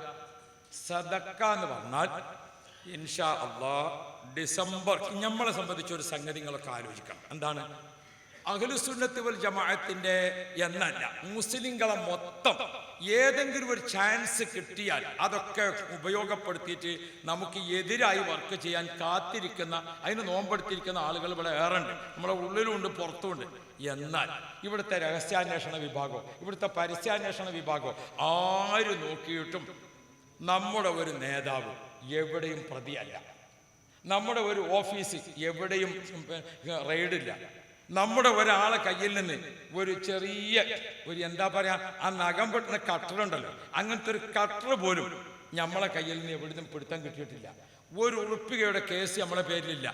അങ്ങനത്തെ ഒരു സമാധാന വിഭാഗമാണ് നാം. AP വിഭാഗം അവരിവിടെ സമാധാനികളാണെന്നുള്ളത് കേരള എല്ലാ രാഷ്ട്രപതി, ഗവർണർമാർ എല്ലായിടത്തും റെഡിയാണ്. അൽഹംദുലില്ലാഹ്. ഇസ്സത്ത് നീ നിലനിർത്തണേ അല്ലാ. നമ്മളെ സമസ്തയുടെ പണ്ഡിതന്മാർ അങ്ങനെയാണ് നമുക്ക് നിലനിർത്തി തന്നിട്ടുള്ളത്. ആ സഭയെ ഇനിയിപ്പം നമ്മളെ നോക്കാൻ വേണ്ടി പറ്റുന്ന ഏത് മാത്രമാണ്? ഇവർക്ക് ഇങ്ങനത്തെ പ്രവർത്തനം നടത്താൻ എവിടുന്നാണ് പണം? അവിടെ കോളേജ്, ഇവിടെ കോളേജ്, മറ്റോടത്ത് ദർസ്, ഇവിടെ മറ്റത്, മദ്രസ, ഇതൊക്കെ ഇങ്ങനെ നോക്കുകയാണ്. എവിടെയാണ് പണം? നമ്മളെ പണത്തിന്റെ സ്രോതസ് നോക്കിയിട്ടും ഇതുവരെ ആർക്കും ഒരു കേസ് കിട്ടിയിട്ടില്ല. അതുകൊണ്ട് നമ്മുടെ പണം അത് വളരെ പ്രകാശിക്കുന്ന പണമല്ല. അത് വെളുത്ത പണമല്ല, അത് ലംഘന പണാകാം. അതുകൊണ്ട് നമ്മുടെ പണം സദക്ക. ആ സദക്ക എങ്ങനെയാണ്? ഒരാളും മറ്റവൻ്റെ കയ്യിൽ കൊണ്ടേ കൊടുക്കണ്ട. നിങ്ങൾ 1000 റുപ്യ എൻ്റെ അടുത്ത് തന്നിങ്ങാണ്ട് ഇത് അവിടെ സ്റ്റേറ്റ് ഓഫീസിൽ കൊടുക്കണം എന്ന് പറഞ്ഞാൽ അത് നമുക്ക് ചായ കുടിക്കാൻ പറ്റുന്നല്ലാതെ സദക്കയ്ക്ക് പറ്റൂല. അതുകൊണ്ട് നമ്മൾ എന്ത് ചെയ്യണം? മൊത്തത്തിൽ നിങ്ങൾ ഈ പണത്തിൻ്റെ ഇൻകം ടാക്സ് ഓഫീസറോ സെയിൽ ടാക്സ് ഓഫീസറോ അല്ലെങ്കിൽ ADO അല്ലെങ്കിൽ ആരോ പോട്ടെ, നമ്മളൊക്കെ നമ്മുടെ വീട്ടിലിരുന്നിട്ട് നോക്കിയാൽ അറിയുന്ന രൂപത്തിൽ സുതാര്യമായിട്ടാണ് നമ്മുടെ അക്കൗണ്ട് വരുന്നത്. ആ അക്കൗണ്ട് ഡിസംബർ 4 മജീദ് സാറേ, ഡിസംബർ 4, 7 അത് ആ അക്കൗണ്ട് തുറന്നാൽ ആ തുറക്കണ സമയത്ത് അപ്പോ ചട്ടഞ്ചാലി യൂണിറ്റ്, അപ്പോ വള്ളംകൂടി യൂണിറ്റ്, അപ്പോ മറ്റേ യൂണിറ്റ്, ഓരോ യൂണിറ്റും പൈസ ഇങ്ങനെ റെഡിയാക്കിയിട്ട് എല്ലാവരും ആ തുടങ്ങണ അന്ന് മലപ്പുറം ജില്ലയിൽ ഞങ്ങൾ തീരുമാനിച്ചു, അള്ളാഹു വിജയിപ്പിക്കട്ടെ, മലപ്പുറം ജില്ല ഞങ്ങൾ തീരുമാനിച്ചു തുടങ്ങണ അന്ന് 313 യൂണിറ്റിൽ നിന്ന് 313 ലക്ഷം അന്ന് തന്നെ കാരണം.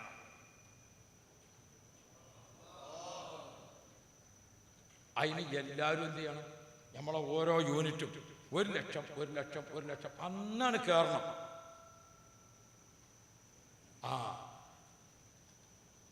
അത് ആ പണത്തിന്റെ ഓരോന്നും അത് 100% ആർക്കും നോക്കിയാൽ പറ്റാവുന്ന അതിൽ SSF എത്ര, SYSC എത്ര, മുസ്ലിം ജമാഅത്ത് എത്ര, പള്ളി കമ്മിറ്റി എത്ര, മദ്രസ കമ്മിറ്റി എത്ര, ഇംഗ്ലീഷ് മീഡിയം സ്കൂൾ എല്ലാവരും ചേർന്ന് നമുക്ക് കുറച്ചൊന്നും പണം പോരല്ലോ. നമുക്കെല്ലാവർക്കും അറിയുന്നതല്ലേ, നമുക്ക് കുറച്ച് പണം മതിയോ? അല്ലാ, ആ വയനാട് ദുരന്തമുണ്ടായി, ഒന്നായിട്ട് ദുരന്തമുണ്ടായി. അവിടെ നമ്മൾ എത്ര കോടികളുടേതാണ് നമ്മൾ നടത്തിയത്? വെള്ളപ്പൊക്കമുണ്ടായെടുത്ത്, മറ്റു ദുരന്തമുണ്ടായെടുത്ത്, താന്നൂര് ഭാഗത്ത് കടൽക്ഷോഭം ഉണ്ടായെടുത്ത് ഒക്കെ നമുക്ക് പണം നടത്തണമെങ്കിൽ നമുക്ക് ഒരുപാട് പ്രവർത്തനം നടത്താനുണ്ട്. 25 കോടി രൂപ സ്വരൂപിക്കാൻ അള്ളാഹു തൗഫീഖ് തരട്ടെ. നിങ്ങളൊരു നല്ല ആമീൻ പറഞ്ഞാണ്, അള്ളാഹു സഹായിക്കട്ടെ. സദക്ക ആയതുകൊണ്ട് കിട്ടിയോട് തന്നെ വെച്ചുകൊണ്ട് നിൽക്കല്ല, ഇൻഷാ അല്ലാഹ്. ഇത് ദഅവത്തിനുള്ള പൈസ ആയതുകൊണ്ട് സദക്ക എത്ര കിട്ടിയോ ജില്ലാ ദഅവത്തിന് അതിൽ നിന്ന് വിഹിതം കൊടുക്കും. അങ്ങനെ അത് യൂണിറ്റ് വരെ എത്തും. അതുകൊണ്ട് ഇവിടുന്ന് അങ്ങോട്ട് കൊടുത്തത് എത്ര കൂടുതലുണ്ടോ അതനുസരിച്ച് തിരിച്ചിങ്ങോട്ടും എന്താകും, കൂടുതൽ കിട്ടും. അതുകൊണ്ട് ഒരു മത്സര ബുദ്ധിയ നമ്മളെല്ലാവരും സദക്ക വിജയിപ്പിക്കാൻ ബഹുമാനപ്പെട്ട സുൽത്താൻ ഉലമയുടെ വാക്കുകൾ നിങ്ങളൊക്കെ കേട്ടിട്ടുണ്ടാകും, കേട്ടില്ലേ? അങ്ങനെ നമ്മുടേതൊക്കെ അപ്പം അതുകൊണ്ട് സദക്ക അതൊരു വലിയ സംഭവമാണ്. നമുക്ക് 100ാം വാർഷികം, മറ്റുള്ള വാർഷികം എന്നൊക്കെ പറഞ്ഞ് നമ്മളെ പ്രസ്ഥാനം വളർന്ന് പടർന്ന് പന്തലിച്ച് നിൽക്കുമ്പോൾ ഓരോ മാസവും വിവിധ വിഷയങ്ങൾക്ക് നമുക്ക് വരുന്ന പണച്ചെലവ് എത്രയാണ്? തിരുവനന്തപുരത്ത് നമ്മുടെ സാന്ത്വന കേന്ദ്രം അങ്ങനെ ഇങ്ങോട്ട് തുടങ്ങിയിട്ട് ഒട്ടേറെ നമ്മുടെ യൂണിറ്റുകളിലും നമ്മുടെ സർക്കിളുകളിലും നമ്മുടെ ജില്ലയിലും കേന്ദ്രത്തിൽ നടത്തുന്നതാണെങ്കിലോ അതൊക്കെ എപ്പോഴും കോടികൾ വരുന്നതാണ്. ഇപ്പോൾ നമ്മൾ എത്ര കോടിയാണ് മുഖ്യമന്ത്രിയുടെ കയ്യിൽ കൊടുത്തത്? ഇപ്പോൾ കഴിഞ്ഞ മാസം നമ്മൾ മുഖ്യമന്ത്രിയുടെ കയ്യിൽ കൊടുത്ത എത്ര കോടിയാണ്? നമ്മളെ വയനാട്ടിൽ ദുരന്തമുള്ളടത്ത് വീടുണ്ടാക്കാൻ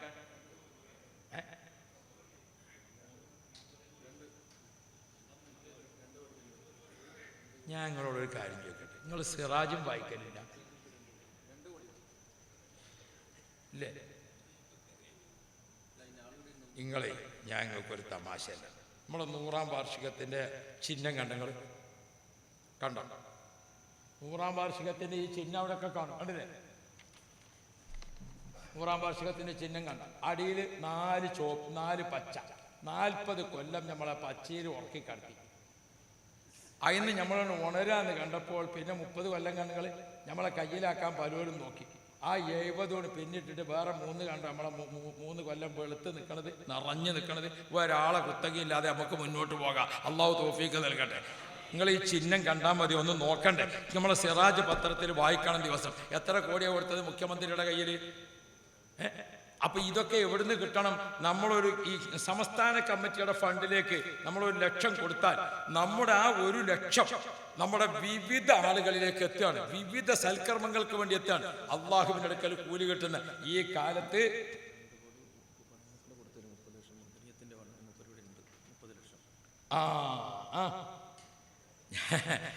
നമ്മളെ മദനിയത്തെ പോലുള്ള പ്രവർത്തകന്മാർ, നമ്മളെ പ്രസ്ഥാനം വളർത്തിയെടുത്ത ചെറുപ്പക്കാർ, അള്ളാഹു ദീർഘായുസ് കൊടുക്കട്ടെ.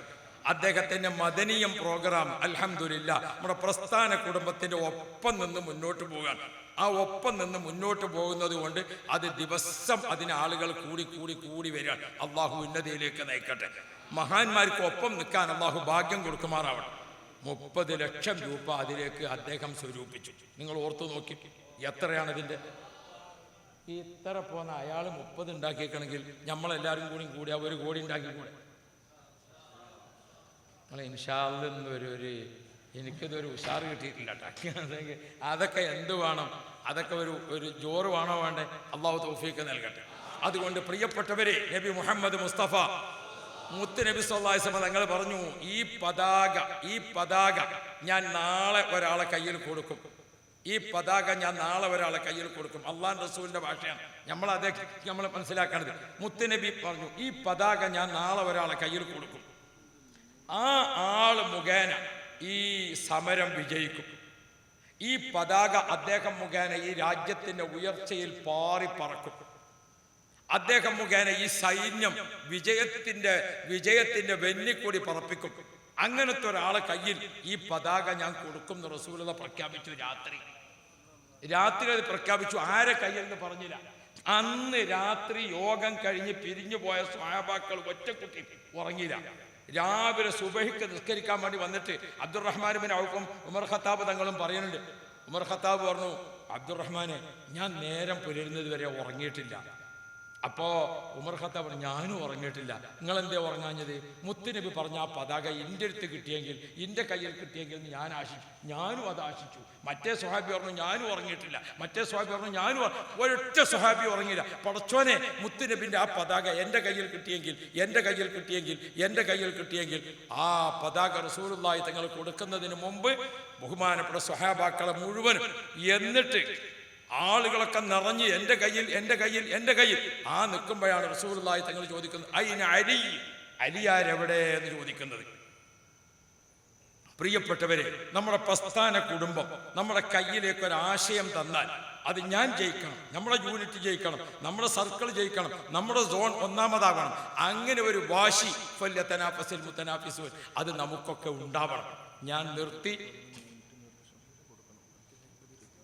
അപ്പൊ ഇൻഷാ അല്ലാഹ് നമ്മളെല്ലാവരും, ഞാൻ ഓർമ്മപ്പെടുത്തുന്നത്, മലപ്പുറം ഒരു 313 യൂണിറ്റ് എന്ന് പറയുമ്പോൾ കാസർഗോഡ് ഇൻഷാ അല്ലാഹ് ഞാനൊരു എണ്ണം പ്രഖ്യാപിക്കട്ടെ. നിങ്ങൾ ഇതിൻ്റെ ഒപ്പം നിൽക്കുമോ? ഇൻഷാ അല്ലാഹ് മലപ്പുറത്ത് 313 യൂണിറ്റ് 1 ലക്ഷം കൊടുക്കുമെങ്കിൽ കാസർഗോഡ് 101 യൂണിറ്റ് കൊടുത്തിരിക്കും. നമ്മൾ തിരഞ്ഞെടുക്കണം. അതിനിപ്പോൾ തന്നെ പ്രവർത്തകർ എന്ത് ചെയ്യണമെന്നറിയോ? പ്രവർത്തകർ കുറച്ച് കൂടുതൽ മെമ്പർമാരുള്ള, കുറച്ച് സാധ്യത കൂടുതലുള്ള 101 യൂണിറ്റിനെ നമ്മളിങ്ങനെ കണ്ട് അവിടെയുള്ള ആളുകളെ വിളിച്ചൊരു മോട്ടിവേറ്റ് ചെയ്തിട്ട് ഇൻഷാ അല്ലാഹ് നിങ്ങളെ അക്കൗണ്ടാണ് തുറക്കണ അന്ന് 101 യൂണിറ്റിന് 1 ലക്ഷം കയറിയിരിക്കും. അല്ലാഹു തൗഫീഖ് തരട്ടെ. ഇൻഷാ അല്ലാഹ് അവരത് ഇങ്ങനെയാണ് കയറുമ്പോഴാണ് പിന്നെ 25 ആക്കാൻ വിചാരിച്ചത് 50 ആകാം, 50 ആക്കാൻ വിചാരിച്ചത് 75 ആകാം. അങ്ങനെ നമുക്ക് ഇൻഷാ അല്ലാഹ് എല്ലാ യൂണിറ്റിൽ നിന്നും, ഇത് ഞാൻ വെറുതെ ഒരു ഭംഗി വാക്കിന് പറയുന്നതല്ല, നമുക്ക് ഒട്ടേറെ കാര്യങ്ങൾ ചെയ്തു തീർക്കാനുണ്ട്. അടുത്ത ഒരു സമയം നമുക്ക് ഈ തൊട്ടപ്പുറത്തെ നമ്മുടെ 100ാം വാർഷികം നടക്കാൻ പോകുന്ന 26 നമ്മൾ അത്ഭുതം സൃഷ്ടിക്കുന്ന വർഷമാണ്. പക്ഷേ ആ അത്ഭുതങ്ങളൊക്കെ നടക്കണമെങ്കിൽ ഇൻഷാ അല്ലാഹ് നമ്മുടെ കയ്യിൽ അതിനുള്ള സാമ്പത്തികമായ സൗകര്യവും കൂടി വേണം.